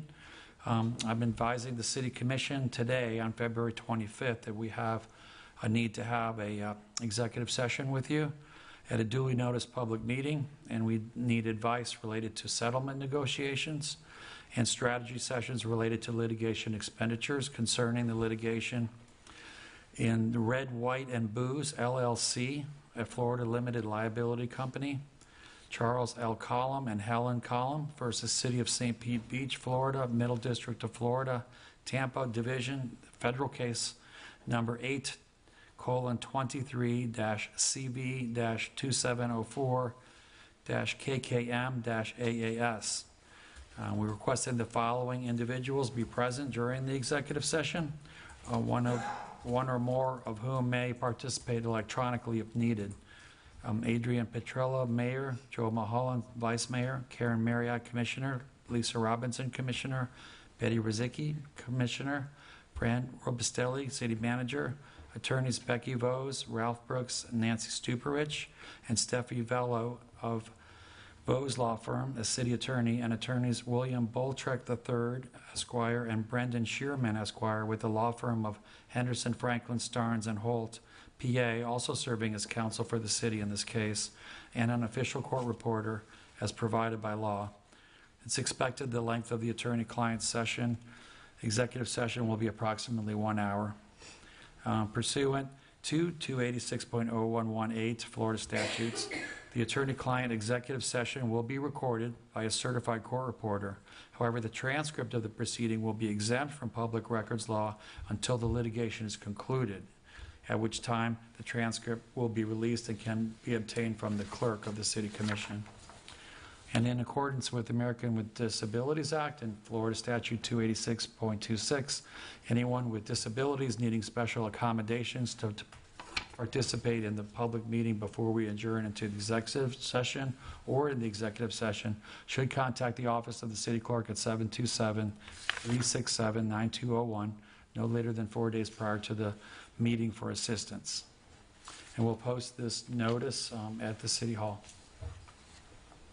I look forward to speaking with you about the case on March 10th.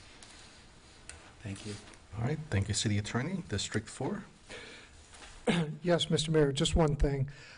Last meeting, I spoke about what oftentimes seems like endless workshops and studies. And it's come to my attention that possibly some of the hardworking, dedicated city staff folks may have thought that I was at least partially directing my comments at them, and I just want to clarify that my comments were not directed at city staff when I was referring to the endless studies and workshops. So I just wanted to make that clarification. Thank you. I have it on good authority. They enjoy sitting in those workshops as much as anyone else does. Say again? Said I have it on good authority. They enjoy sitting in those 5-hour workshops as long as anyone else does. So, thank you. District 3? Just to thank, again, the volunteers who've been volunteering, not only for the permitting, but we have a lot of other volunteers who've been helping with cleaning, invasive tree removals for the dune savers, and for anybody who walks and sees how much have they done, they do it out of love, so it's greatly appreciated. And then just to, for those who might not have known, I just want to reiterate, there was a meeting, annual meeting for the Don Cesar property owners last night. Part of their announcement was for a get-together really soon to be announced. So if you're not on their mailing list, they asked to please get on their mailing list so that you could participate. It's their 100th year anniversary this year, which coincides with the Don Cesar Hotel, and they're hoping to do something in conjunction together. So that's it. Thank you. Thank you. District 2? I just want to say I'm looking forward to working with our new community development director and working with her to go ahead and advance the volunteer program. So look forward to that. Thank you. District 1? Yeah, so I wanted to let everyone know I've been working on a little bit of a side project of talking to a number of contractors and builders who are working in the city and who have, multiple permits open in the city, to try to get a real good feeling of how the permit and inspection process is really going on the ground. And I think I've had some really productive meetings with them. I'm hoping to compile lots of good information, and now with our new community development director I'm very optimistic that there are some really simple process fixes we can do that will help people pretty significantly. I know there's a lot of people in the city who are get really, dismayed when they hear about, folks in the city who were trying to build new structures well before the storm, and they hear stories of it taking 10 or 12 or 14 months to get a permit for a new build. And so I want to make sure everybody knows that the city is working really hard to make big improvements there. And so, for the I think we're up to 60 or some people who have put in demo permits at this point. I'm very confident that those people aren't going to be sitting here a year from now still waiting for a permit. So we're working real hard on that. And then I just want to encourage everybody, if you have the time or the means, visit our local businesses because they're not out of the woods yet. The restaurants that are open are busy because there's not a lot of them open, but we're losing a lot of great restaurants also. And Verducci's in my district is not reopening. Luckily, the Helm got reopened, so that's great. So the businesses that are here and the hotels that are here and the beach bars and the restaurants at the hotels that are open, if you have an opportunity, go visit them because they need all the help they can get to get through this next chunk of time. Come summer, they're going to be needing all the business they can get. Thank you. All right, thank you. Along the same lines, the commission put in place a couple months ago a recovery task force comprised of local residents, local business owners. So their next meeting is on March 5th, at 8:30, right here in Chambers. Part of what they're looking at is, what went well, what didn't go so well, what could be improved, what safeguards could we put in place, like we talked about earlier, having a backup to tidal basin so that we're not, having to use whoever the county is telling us or the state makes available to us. So that is another volunteer group that we should be thankful for, and I'm looking forward to receiving that report when it comes in after all their meetings are done and they bring us a recommendation as to, here's what should be improved. I received 2 copies of 2 letters today from several of the mayors from the Bay Area Islands and also Pinellas. Several other elected officials and people in the county. I mentioned this before, and I'll post them probably here tomorrow, whenever, on Facebook or wherever else, just so that everybody else gets a copy of it. It's really a matter of not leaving any stone unturned. Most of the comments that I received about sending a letter to the White House were positive, and some of them were, don't waste your time. You know what, that's my time to spend.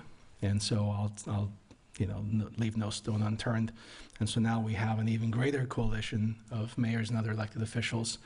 And really the gist of it is two letters that are going to the White House. One was done in cooperation with what Representative Luna is doing, asking for certain relief from FEMA, including, waiving of the 50/50 rule temporarily, permanent increase of the rule to 75% as opposed to 50%. Part of the issue is when you look at the way that it operates, FEMA has this calculation where they decrease the value of your house every year, and yet they do not account for an increase in inflation and material cost and labor cost and so on.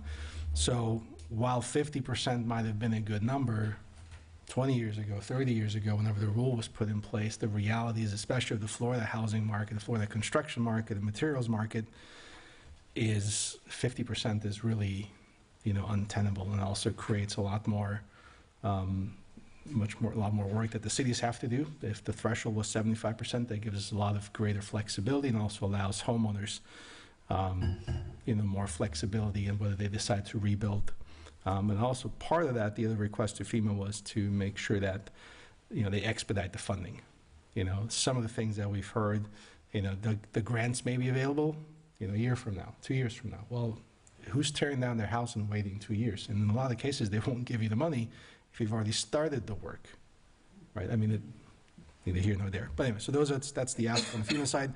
And then the other ask is on the beach renourishment to the Army Corps of Engineers. This has been an ongoing, let's call it what it is, an ongoing battle for years, where we're lacking beach renourishment. The county has a certain amount of money that they take from the tourist development tax, commonly known as the bed tax, that they put back into the county for beach renourishment. The last number was around $36 million. That isn't quite enough to do every city and every piece of beach renourishment just in Pinellas County. Right? So there should be a conversation whether we should increase the allotment to beach renourishment, but for the time being, the Army Corps Engineer has the permits, has everything ready to go. It's just an administrative, plug that somebody just needs to pull out and say, let's get it done. The money's sitting there, the county has the money, the Army Corps of Engineers has the money, we have the permits. It's just an administrative, bureaucratic, somebody's got to wave the flag and say, let's go. So that's the second ask. So I'll publish those for everyone to see, the final drafts of the letters from the mayors. So with all that, we are adjourned.